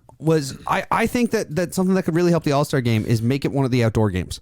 Yeah. Make it the outdoor game and set it up so that when you have the rink, treat it more like a pond hockey game. Have the rink, have it be 3-on-3 or 4-on-4 or whatever you want to do, but then make it all one event so that the skills comp are happening on little side pockets because it's always on a football field. There's always room. Do all of it kind of, like, have extra guys. Yeah. Now when we talked about the women's game, have an extra rink. Promote that over here. Promote high school hockey over here. Nick just talked about promote that. So there's all kinds of hockey for all cultures. For everybody. And you know what? It's funny because just as we were recording Tales with TR before this, Jerry D posted, friend of the show, Jerry D, going to be a guest at some point, I guess. I don't know. Jerry posted about how, you know, kind of there's a bit of controversy going on right now because World Juniors are happening, Spengler Cup's happening, the Women's World Under 18s are happening, but they're not really being treated in any way. There's basically like one GoPro set up in the corner. Yeah, you can watch it online on a one view. And Jerry was saying, why don't they do what they do with like tennis and stuff, where they put those two events in the same rink, in either the same rink or in the same region at the same time. So the way you have, you know, next year's Edmonton Red Deer, have a third city or whatever and include it so that the women's tournament is happening at the same time. It's getting, it has more access to media coverage. It has all those sorts of things. I think it's, not a bad idea to do something similar for the All-Star game to make it more of a showcase for everybody and make hockey more accessible for everyone. That's why the conversation needs to keep going. Good point about Jerry D. I got to take off, but the only way, not everybody's going to agree with everybody's opinion, but the only way that it can inch forward is by sharing opinions and having a conversation. And accepting change. Totally. Nothing lasts forever but the certainty of change. Exactly, right? And I think that's where I'm going to leave it today. It's great to see you guys. Happy New Year, Mike. Happy New Year. Good to see you. Happy New Year, Chuck. Happy New We'll Year. see you guys soon. I'm going to take Penny Lane home now. And like I said, we're going to play with Princess. All right. Have fun. We're going to take a quick second. We'll be right back.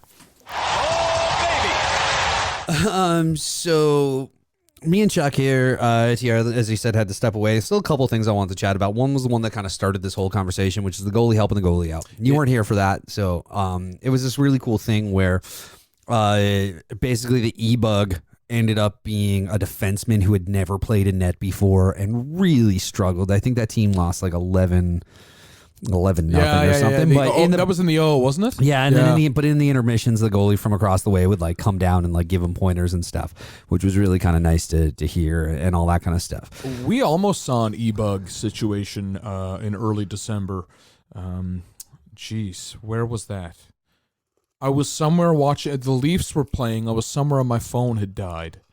And they were playing Detroit, and I can't remember, but my phone had died. And I remember being like, Bernier was supposed to start, and he had the flu really bad. So in went Jimmy Howard, and he got hurt on the first shift.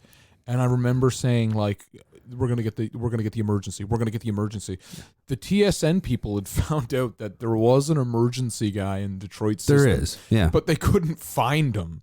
So Bernier had to go in the second. Oh, wow. With a like roaring fever and what I could only assume was like the shits too. Was that the game that Toronto finally won? Like, was that when we were at Matt's or whatever? No.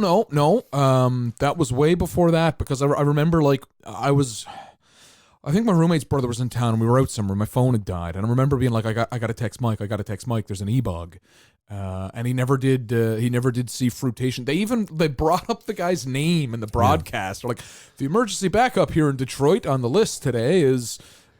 Like they found nothing on him besides the fact that he played 1 year of university somewhere. And I mean, yeah. And I was just like, oh man, unleash him, please. I loves a good e-bug. Yeah. I still need to get our beer league e-bug shirt. I still don't have it. It's our shirt. I designed it. I still don't have one. But with that, another good one was when we had thought of the premise of this show, and by we I mean you, because you do most of the heavy lifting. Thank you for that.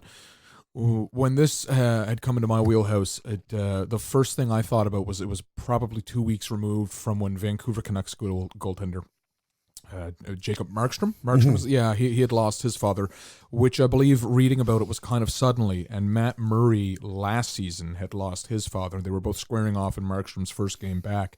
And it's not often you see a player cross the red line in warm-ups, but Matt Murray had done that to go talk to Markstrom, and I thought that was a real special image. That it was one of those things where it's like, you know what, hockey is definitely a team sport, and you got to go in and win and get the 2 points and all that. But it was a very nice image. I think he didn't cross it by much. It's not like he went and visited him at his other crease. No, but even the fact that he was on the other side to go talk to him rather than, I thought that was really nice. No, I thought that was a nice image that you're going to see it in 8 or 9 years, and it's oh cool, the Pittsburgh and Vancouver goalies. But then when you read the footnote in one of those, reflections books 10, 15, 20 years down from now, it'd be like, oh yeah, that was something special to see. Yeah, and another one that was really special for me was Kendall Coyne. Kendall Coyne Schofield, when she got to sub in and skate in the skills comp this year and crushed it. Oh yeah. And it's like, as we said, I think that's going to happen again. I think it's like a deliberate part of it to incorporate. And I'm waiting to kind of get more on it. But again, like with what we just talked about with Jerry D, you can see that Jerry went today and posted all the entire starting lineup of Team Canada. I went on the Third Man In Twitter and retweeted every single one of them. They got to do something better with that tournament. I watched, but just the promotion and the level of support that the women's game has been getting. Other than like New Year's Eve, I went to my friend's place. I had a wedding, so in the afternoon we went to the ceremony. My wife was standing in the wedding, so then I went over to a friend's place to just like have a bite to eat because it was a cocktail reception, not like real food or whatever. So just like go grab some, something to eat and then go on to the wedding. And we were there and we were watching the tail end of the Canada Czech Republic game. Yeah. And when that was over, what came on television on TSN at the same time, the only way you can see the women's under 18 Worlds one camera angle. I watched a bit of that on my phone. Is the live stream of a GoPro. Yeah. Honestly, I think we're gonna have a better production quality at Heart and Stroke Weekend this year, and because I'm going to make sure we do, if for no other reason than just troll TSN about not being able to cover the women's properly. But anyway, and also give us that gig. We'll do it. Me and Chuck will go over and we'll cover the women's world. But I would. While that was happening, you know what was on TSN? Oh, TSN main thing. I'm going to say like bloopers of the year. The World Championships of Tetris. It was a couple dudes. It was a couple dudes playing Tetris on TSN. It was like an ESPN feed through like the Ocho. Okay, but it was like I came home one night and I'm just like, the women's worlds are currently like only available to stream online. But now we're talking like New Year's Eve. Yeah. It was still probably only like 5 or 6 o'clock in the evening. Yeah, it would have been They there. could have streamed. They could have, even if it was a rebroadcast, they could have played it there. That said, holy shit, is Tetris an intense game to watch on TV? Yeah. I'll give him, that. I remember I was came home ridiculously into it. But at the same time, it's like, get your shit together, everybody. Yeah. A few years ago, I came home from a party really, really late at night, and it was when I had just gotten the cable package that has like 4 of the TSNs. And for whatever reason, I guess it would have been around the same Christmas holiday time when I had left. I had one of the games on, and I just left the TV on when I left the house. And I remember coming home at like 3 a.m, and there was a hot dog eating championship on and like I just remember like sitting down on I was in that apartment on Wishing Well you were too with like the super the super shitty futon we had. I remember sitting down on this super shitty futon at like 3 a.m. and being blown away at how the guys dudes were mucking. Like it didn't the dawn guys on that me. dip the buns in water to make it it's lemonade, so it breaks down easier. But I remember just sitting down and like I was watching it for a good 11 to 15 minutes, definitely greater than 10, before like my mind sparked. I was like, this is on TSN?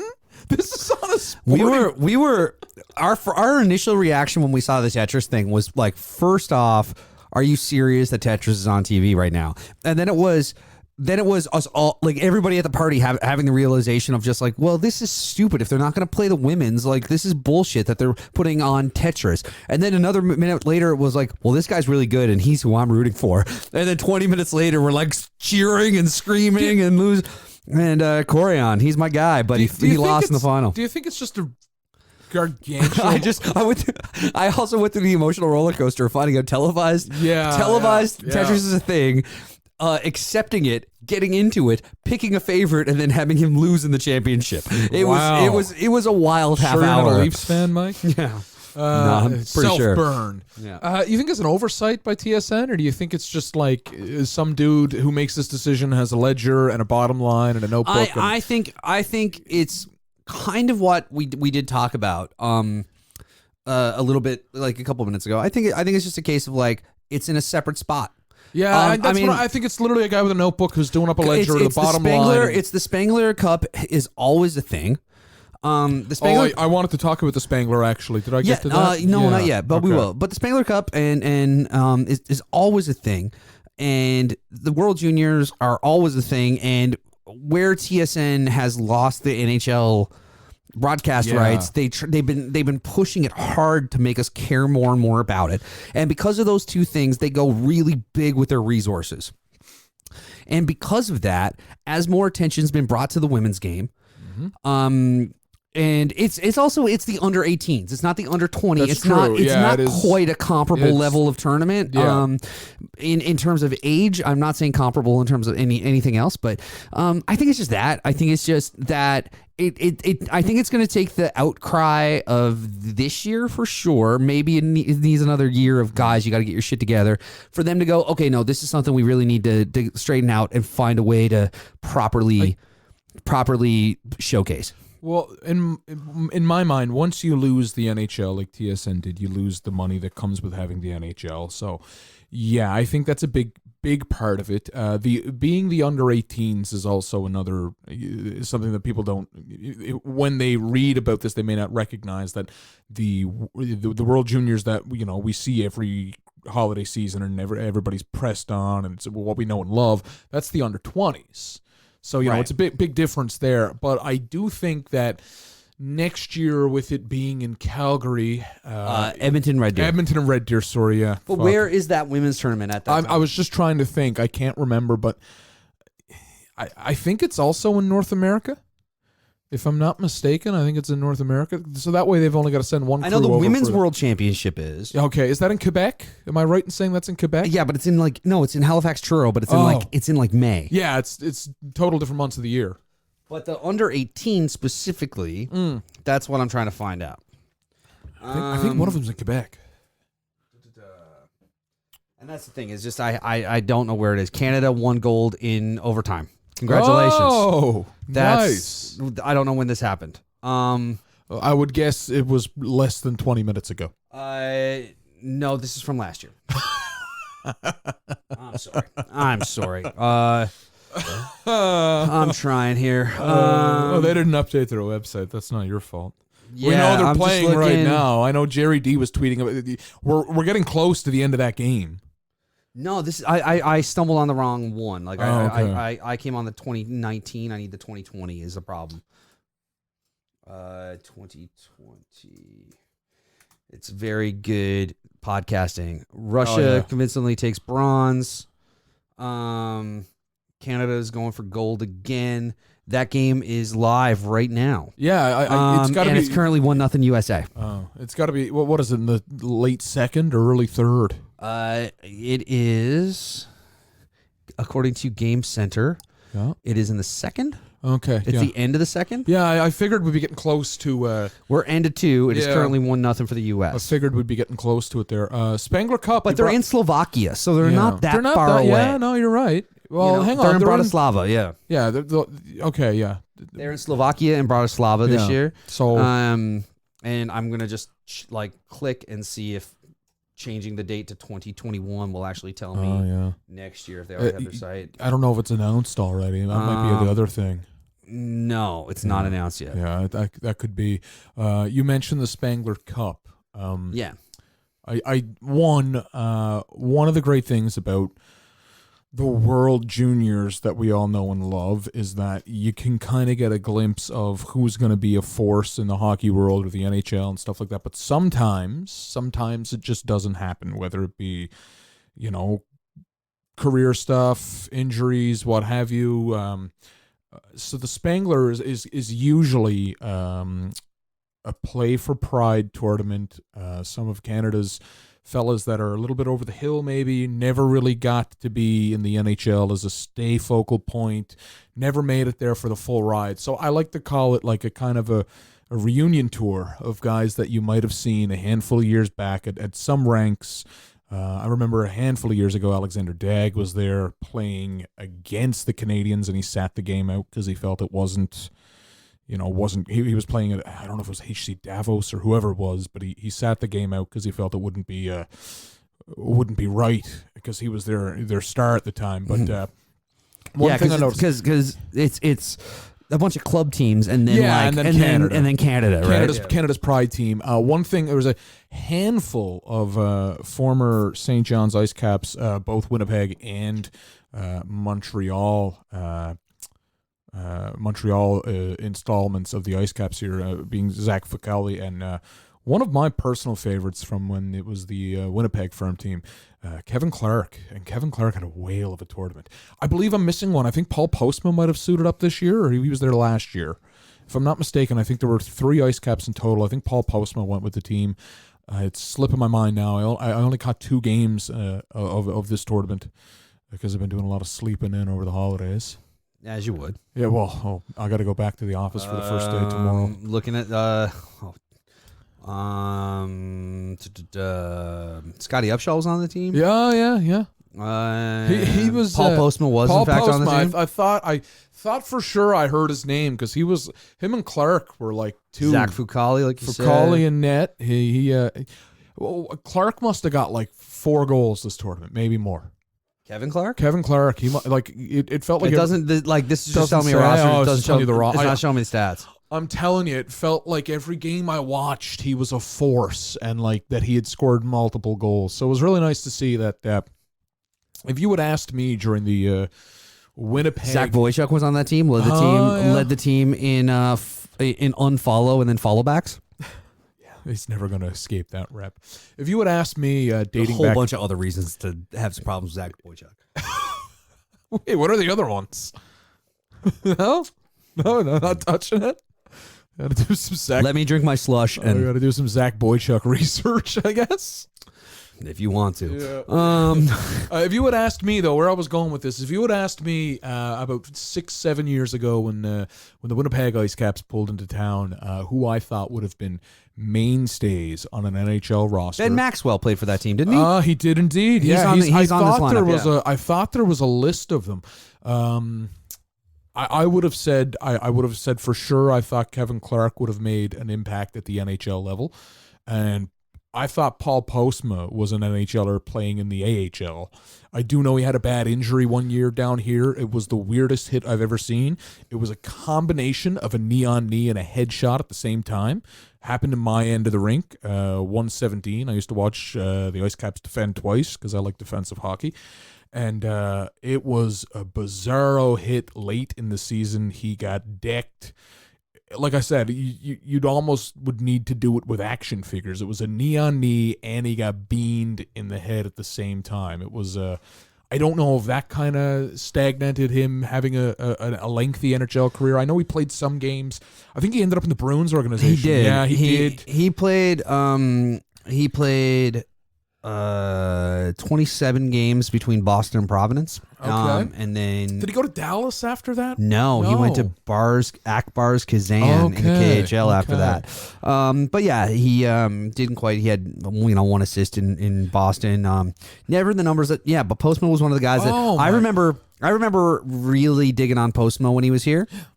And then when I kind of losing track of him in Winnipeg a bit, and then being really excited when I found out that he was traded to the Bruins, and then nothing happened of it, traded or signed or whatever. He got called up to Winnipeg, and I think he just was almost like a Justin Holl for the Leafs last year. He just kind of was in the press box all the time. Like he got cobwebs in the press box. Like he was just there. 15-16, he had 26 games with the Jets and 7 with the Moose. Okay, yeah. But that does not add up to 82 in any way, shape, or form. It really shows that, he's just kind of like a healthy scratch. And I wouldn't have thought he got that many games with the Jets, honestly. Speaking of, we were talking about feel-good hockey stories. Justin Holl is one. This is a guy that sat all but 3 games last season. I think you even said this when we started talking about it, that you wanted to mention Holl. Yeah, all but 3 games. All but 3 games last year. All he really needed was an opportunity. I had always liked him because he skates well. There's a lot of things that you can't teach. You can't teach skating. You can teach someone the mechanics to move their legs and stuff, but if you're a really, really great skater, that's hard to teach. And I always really, really liked the way he moved on the ice. Mm-hmm. Everything else, you can, for the most part, you can kind of coach through and teach. I felt that was something that I really saw him and Dermott both when they got looks a few years back. I think they both played about 3 or 4 games each in February 2 seasons ago. Both of them scored in their first game of the NHL. And last year, he just couldn't get a sniff. And I remember him in an article I'd read talking about how difficult it was, the mental hurdle of that, just not getting into the lineup. He had mentioned how he stopped watching the games. He would work out. He would be in the the gym and the fitness room there, and he said he would usually ride the bike pretty hard during what would be game time. And he said he used to gauge the sound. I don't know if I talked about this in the program already. I might have. You haven't. Okay, he used to gauge the sound of the arena from that room, so he could tell when the Leafs had scored or when the Leafs had gotten scored on. And that's what he spent most of last year doing. Anyhow, this year he finally gets an opportunity. He's filling in for Jake Muzzin right now, who broke his foot, which is, he's probably Muzzin has been Toronto's most. He's been leaned upon heavily this year, given Cody Ceci being an addition that hasn't panned out, and Morgan Rielly just not having a great start of a season at least. So he's been leaned on heavily, and. Anyway, New Year's Eve, a few nights ago, 2 nights ago, the Leafs play in Minnesota, where Justin Holl is from, and just before puck drop, they announced that he had signed a 3-year extension. 3 years, very team-friendly deal in my mind, $2 million per. And I just thought I was chatting with a few of my buddies less than a week before, and I was like, well, I'm glad he's having this year because he's going into what I feel is his last year as a Leaf. He's going to get an offer somewhere where maybe he entertains it. It's going to be higher than what we can. He probably gets 3.5 somewhere that we can't match, and off he goes. But no, 3 years, $2 million. They announce it, when he's New Year's Eve. When he's at home, I thought that was, a hat tip for. Thank you for your service. Sorry for what last year begot for you, but we're here. We're all in on you. And I enjoy that. Yeah, and to see those sorts of things and seeing teams kind of work like that with. Did you read about Dubas in New Jersey? This was Ilya Mikhachev had a freak accident. Oh, when Mikhachev got hurt. Yeah. No, I did read about this. Yeah, he had a freak accident in. I just didn't know. Like when you say the Mikhachev story, I'm like, oh yeah. But when you say Dubas in New Jersey, I'm like, well, what happened is Mikhachev joined the E Street Band. Like what? I'm a big Kyle Dubas guy, but I don't think he's going to join the E Street Band. I just joke about it because I always say the reason Bruce Springsteen is nicknamed the Boss is because he's the largest employer in the state of New Jersey. Like everybody is in that band. There are so many people in that band. That's pretty good. He got a wrist accident. Yeah. So essentially, he had his wrist cut by a skate, tendon, a lot of blood, stuff like that, and that happened on the 27th. Mikhachev didn't leave hospitals in New Jersey until the 30th, and it came out shortly after that Dubas had stayed down in New Jersey with him over, the holiday season, 27th, 28th, 29th, and he just kind of hung out in the hospital in New Jersey, hanging out with Soup. And one of my favorite tweets, I can't remember who posted it, but it was like, I really like to think that while Mikhachev is recovering, Kyle Dubas is just scouring every deli in New Jersey for the best bowl of soup, and being like, your chefs, they have to have a total buy-in. If one line chef isn't bought in, the whole broth, it's wasted. I thought that was nice. It made me think. I don't know where I had read this. I think it was in maybe the Pat Quinn book that had come out shortly after he had passed. But there was a lot of going back and forth that Pat Quinn did not get along, and certain players were in his doghouse. Anyway, he got, I think it was Berezin, who I already mentioned on this show, in this episode. I think it was Berezin had gotten knocked unconscious in a game. And when he finally came to, the only person that was in the hospital room with him was Pat Quinn. And Quinn just said, I needed to know you were all right, and I needed to know that you knew that we're in this together. One teammate getting hurt affects the whole team type of thing. And he didn't travel with the team when they left. I believe it was in Carolina. I'd have to go back. We're going back nearly 20 years, which is freaky to think about. But it made me think of that. That was a nice feel-good story. I hope Mikhachev recovers soon. A cut tendon is definitely multi-month. Mm-hmm. But hope to see him back in the Leafs before the end of the season. Yeah, my brother-in-law just had Achilles surgery. He ruptured his Achilles, and he's out for he's a physiotherapist, and he's out for 12 weeks. So, Raph, if you're listening, which I know you're probably not, but if you are, get well, buddy. Yeah. But yeah, I mean, any kind of tendon stuff is scary. That's the when Alex McGillney defected. The Soviets at the time. That's what they threatened. They threatened to track him down and cut both of his Achilles. Yeah. Which, in 88, whenever it was, 88, 89, that would have not only just ruined his career, but probably his life. Yeah, no. I mean, especially if they caught him before he got out of Russia. But also, I remember a couple of years ago, or I guess it was a decade ago now. But hardly, but go on. No, but it would have been 8 years ago. Yep. Maybe no, it would have been 9, or it would have been 7 years ago because of where I was working at the time. One of the guys was a huge Senators fan. Poor guy. And the night before Valentine's or whatever it was the night that Matt Cook stomped on Carlson's Achilles. And when I got into work ahead of him the next morning, and I had printed off a meme Valentine of it. That was the picture of the picture that was taken through the glass of Carlson just screaming in pain.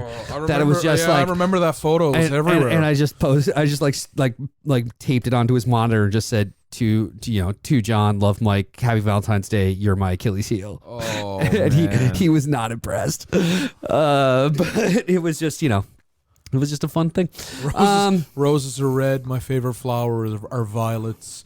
People think Matt Cook is pretty violent. Would have been a nice limerick for that one. Except you can't rhyme violet with violence. Just did.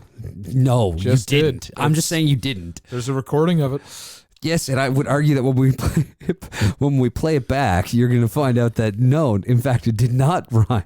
You did not rhyme those two words. The last thing I had on my list of stuff, I have two things, but one I'm going to wait because I want to tell the story when TR is here. Okay. We had a couple of people, Mike Lear, I believe. I want to confirm that's the name, but Mike posted a hockey card collection Ooh. And showed off his Yeah, I remember that. he showed off his Alex Faulkner a card. haircut you could set your watch to, man. No, you're talking about you're talking about the Link Gates that he posted too. Yeah, so But he also posted his Alex Faulkner, and I said I have an Alex Faulkner story I'm going to tell the next time we do the podcast. I want to wait. I want to have TR here. okay, so you're gonna set it up and then It's not that crazy a story, but it's a really nice story. Okay, we'll wait. From when I was a kid and I got to meet him, and he was just an incredible person. Fuck it, I'm going to tell the story now. It's not like we haven't heard Terry tell the same story a couple times. So I was probably, I guess, 12, and the Jones Shield was this huge thing in Grand Falls, Windsor, where I grew up, and it was something that was really propped up by Abitibi. Yep. And I guess at the time it was still Abitibi Price. And my aunt was really good friends. She worked there. She was the mill manager secretary. She was really good friends with Roger Pike, who was the head of communications for the mill. And so he kind of ran all the PR stuff for the Jones Shield. Mm-hmm. And knowing how into hockey I was and how into things like this that I was, even though it was 20 odd years ago and not now, he arranged it for me to go on VOCM during the first intermission of one of the Jones Shield games and interview Alex Faulkner. Oh, that's cool. And so I got to do that.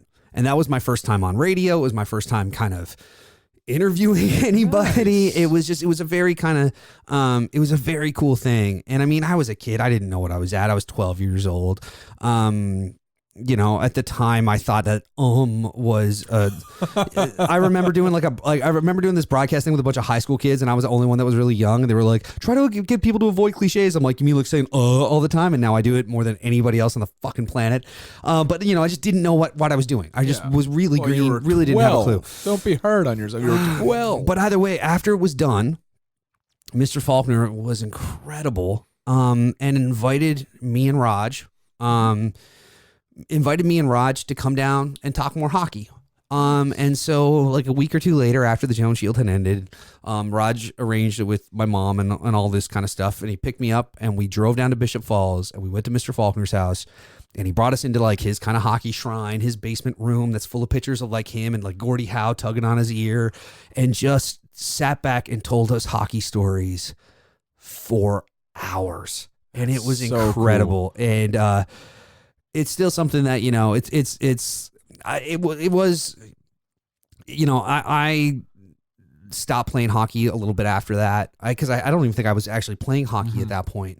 But I stopped playing minor hockey not long after and kind of got out of hockey for a couple of years. And, but it's always been something that I've just always held as a really great memory. And I can't thank him enough for how gracious he was. Sean, I know, follows us and interacts with us on Twitter and stuff all the time. And it's still one of my, kind of favorite memories from that time. And that's also kind of like when my love of hockey really kind of solidified, was during that era. As much as I kind of got away from it not long after, it was still just kind of like, that's what I kind of look back at as that kind of golden time for me. And that story, with Mr. Faulkner just being incredible was, that's cool. It was great. But, and so I've met him, seen him a couple times over the years. He doesn't remember who I am and all this kind of stuff, but still, it was just a really nice thing. And I can't You've lost a lot of hair since then. And I can't thank Raj Pike enough for organizing it all. And I don't know what you're up to these days, Raj. Maybe you listen to the show, maybe you don't. But hopefully you do. And know that it's that crappy interview I did with all of this is your fault. The last thing I have on my list is that we haven't talked about the fact that for the first time ever, Newfoundland won a professional hockey championship this year, and it was really cool. The Newfoundland Growlers, in their inaugural season, won the ECHL Kelly Cup. It was fantastic. The party's still going. They put me live on the air on Oz before that, eh? Did they? Oh, my God. And they didn't, one of my friends who works there is a great guy, and he sends me a message, and he's like, you've been down to most of the playoff games. You want to do a quick spot? And I was like, yeah, sure. And they wanted to, I guess a professional fan take on, the game and all of this stuff. So he's got a setup very similar to this. He's got his road equipment set up. And it was pretty funny because it was set up right above where my old season seats used to be. Nice. And so he's like, come up on this section, you know where to find me. And I was like, yeah, I definitely do. So I climbed up, and headphones and that were there, and he's like, okay, yeah, we've got I think it was like 2 minutes or 2.5 minutes or something to fill before we go to weather and news. And he's like, and it's live, so don't curse. And that's literally when he's like, and it's live, I get the 3, 2, and I'm like, oh boy. But well, I mean, like, this is essentially live to tape. Like, we don't edit this show. No, I know that, but it's different, obviously. Yeah, Yeah, the awareness that it's live, and that also, like, you can say fuck here. Yeah, exactly. Or like, a ton of people. I stammer a lot, and I get my stories go on for and also a bunch of people stopped listening to this as soon as Terry went home. Yeah, also very true. But I was just thinking, I was like, oh man, how many people are stopped at red lights now listening to me talk about how there's no accident that a team like this, who could take on half of the AHL. Yeah. And that was the thing about the Growlers. They got brought up in 31 Thoughts, eh? They got brought. Oh yeah, the ECHL Board of Governors were none too pleased. They thought that the Leafs and the Leafs were very open about they were using this as not a feeder system but a developmental system. And that's something that I went to a game the other night. Pooley got 4 goals. It was a gong show. They won 6-2. I think was the final. Friday night, was it? I don't know what day of the week it is anymore. Monday. Oh yeah. It's Christmas vacation, man. I'm here. I'm drinking slush. Like, what do you want from me?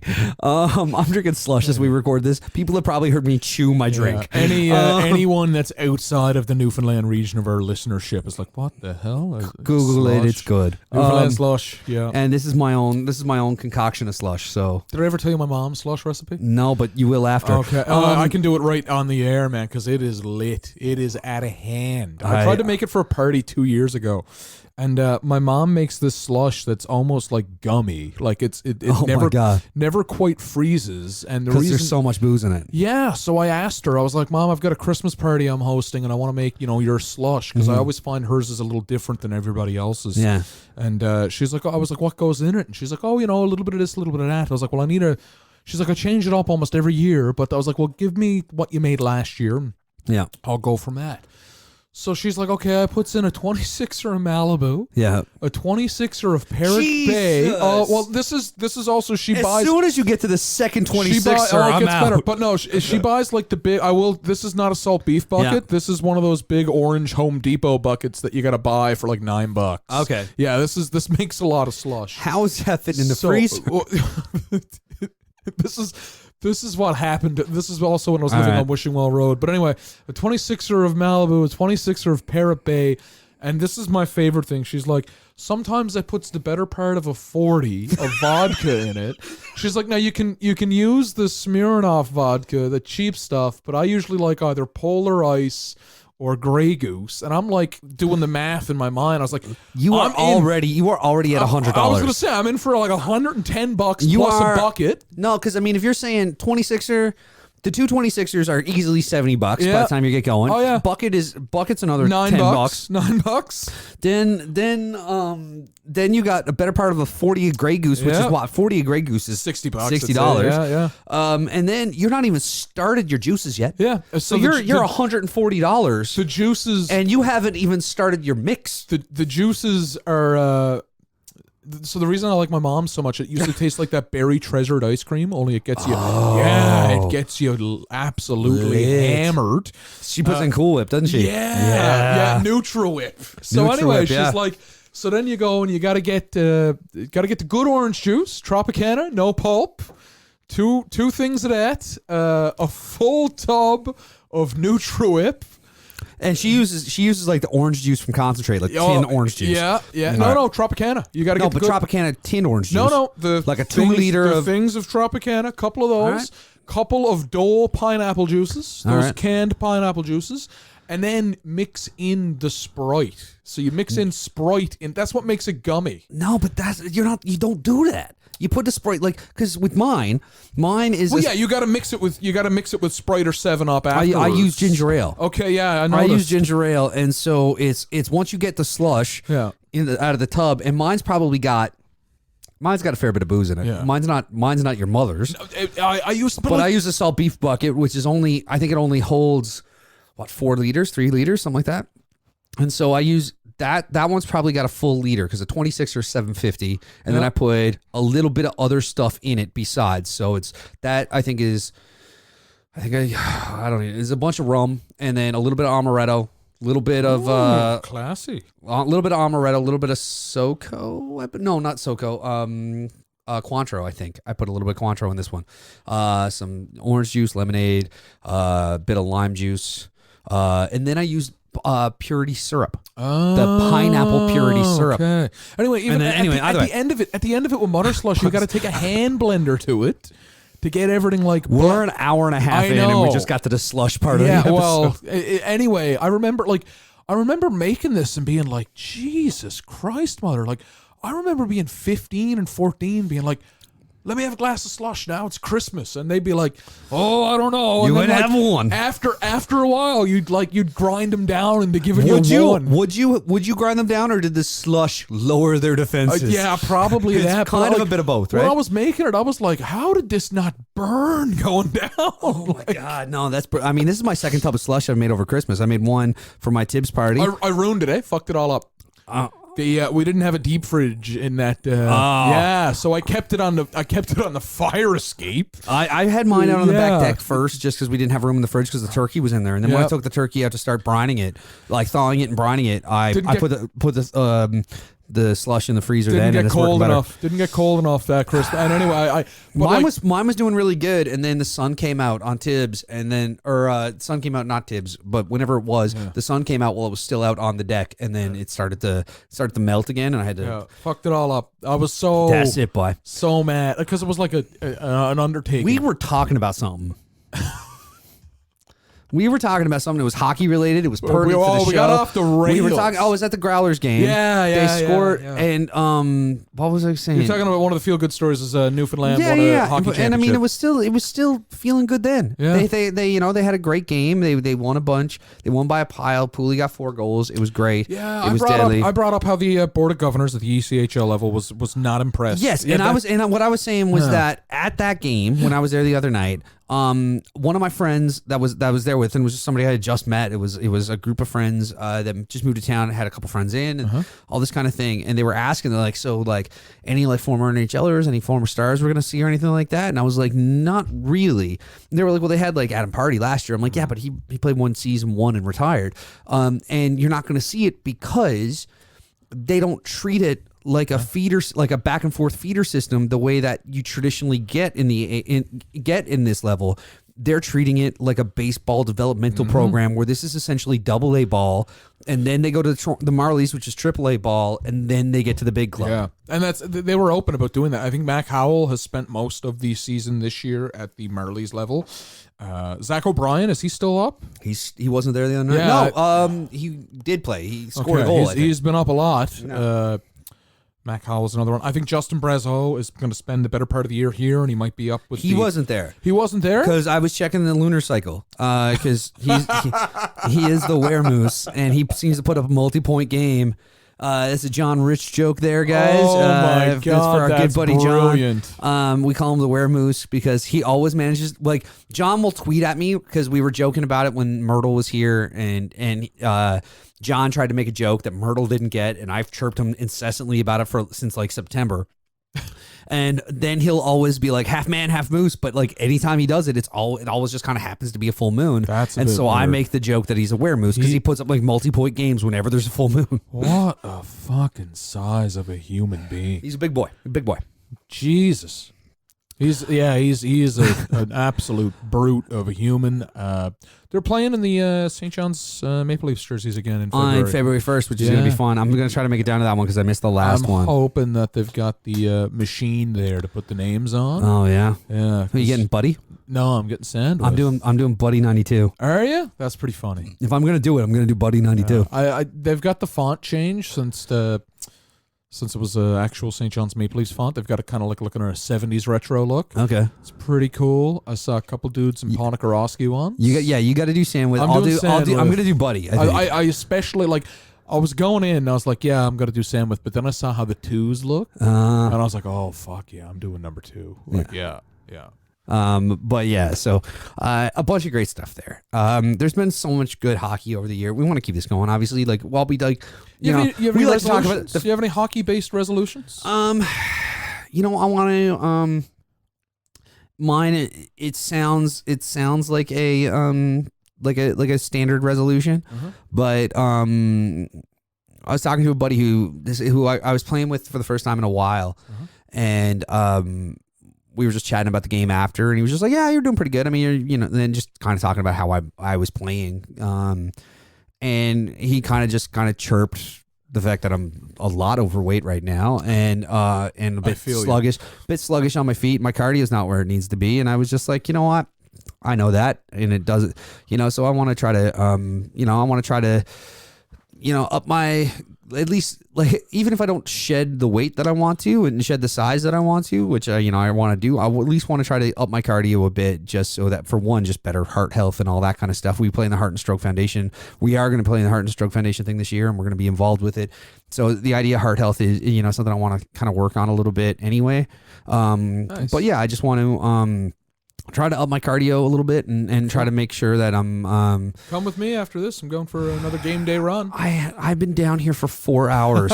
We did back-to-back podcasts. My wife is upstairs going like, when are you coming? That's when fair. are you, like, I want dinner. Somebody cares. And I'm about playing you. hockey in 2.5 hours. I'm leaving the house again shortly, so I need to go eat and then go play hockey. Mine is you let the cat out of the bag. Mine is to play a tournament of hockey that's coming up in May. I have never played a hockey game on skates as an adult. I've played one hockey game And don't on the people who review us on iTunes know about it? Yeah, they use that as a on iTunes. You read the reviews? Sometimes they get emailed to me. Oh wow. Jesus. That was as I was eating slush. We're bozos. I've never seen those. We're apparently two bozos who have no right to talk about hockey. But I get that a lot on Twitter. They're that's like, cool. It's fine. I could honestly care less. I'm flattered that you listen. And it hurts me deep in my soul, but whatever. No, it doesn't. So I've got two. One of which being play a tournament of hockey on skates. I've played a lot of ball hockey in my life, not at the level of TR, obviously. Number two is get Steve Dangle on this program. I don't think that's fair, because I'm just saying, for a guy that a lot of people like to, come at me on Twitter saying I have no right to talk about the game. To me, like, the king of nerds, or as I would call Steve Dangle, a professional fan, the king of my people. Not totally, but I mean, like, you had Ron McClain and Dave Bedini within a couple weeks. That's fair, too. We had Jim Cuddy on the show last year. Yeah, that's true. I think you get to live way too many of your, like, oh, this would be kind of cool. Like, you've lived too many of your hockey dreams. I think I would put Steve Dangle off till even if Dangle could do it, I would do it at a time you couldn't, just because I think you've been spoiled. That's not fair. I think you've been spoiled. Steve Dangle, and as well, I know he plays a fair bit, but again, like, the king of my people, Jeff Merrick. Those two guys. And I mean, those are both guys we're gonna get this year. There's a board behind Mike. If anybody is still listening to this, there's a board behind Mike, and it's no accident that they're listed right next to one another. It goes Jeff Merrick, Steve Dangle. Where? I don't even see. Oh yeah, I see the names. It's no accident that they're both there, like, back to back. Yeah, maybe we'll be lucky. Maybe we'll be lucky enough to get them both back to back. Yeah, and we gotta work on that board. Yeah. Honestly, like, me and Chuck wrote up. It was one of these. It was TR had to leave, and me and Chuck were sitting around one night after the show and made a big list of people we want to have on. And we haven't ticked off a lot of names because we've gone off the board on a bunch of great episodes. But there's only been a couple of these that we've actually ticked off as we've been going. Yeah. I think there's a handful of up there that haven't been ticked that we've done, though. There's been a couple, Yeah. But still, we need to get through it. And I think this is a good enough time to I end think it. this We've is a great rambled time to on. end it. There's an Easter egg of slush in there. Yeah, I got to get through the bottom of that, and then go play my league skate tonight. Try out my new gloves. Game 42 that I have surpassed half of season of running at least 5K on Leafs game days. Yeah, I got to 42. You're at your Good Life.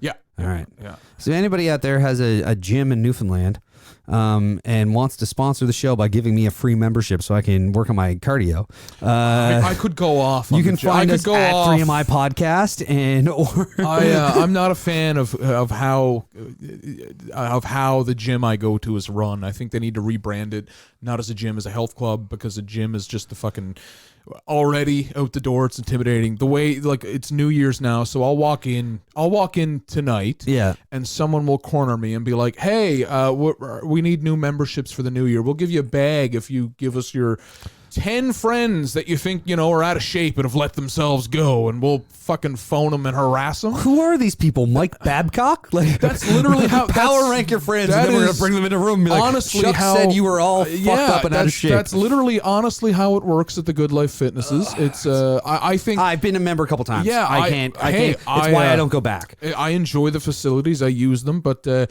whoever makes their decisions in terms of marketing, here's one for free. Rebrand it. Let the people who are elite athletes and trainers and stuff go to have one Good Life Fitness for powerlifters, and the other one, call it a health club. You'll get a lot more people there. You've already got the health club vibe. You've got yoga classes. You've got spin classes. You've got all that.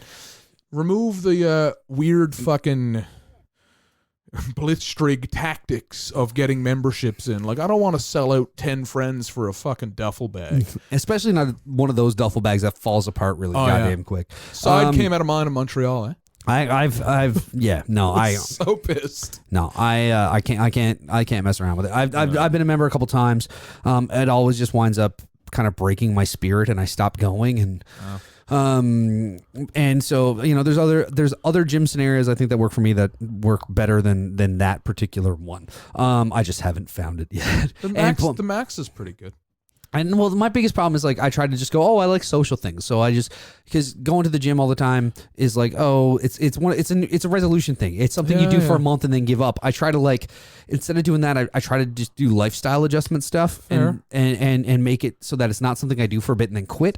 But I never found anything that's really worked for. So I'll figure it out. Either way, until next time. There we go. We've gone on long enough. Yeah. Rather than me and Chuck talk about until next time, you know where we are. We are at 3MI Podcast across all the things. Terry is Terry 2020 on Instagram.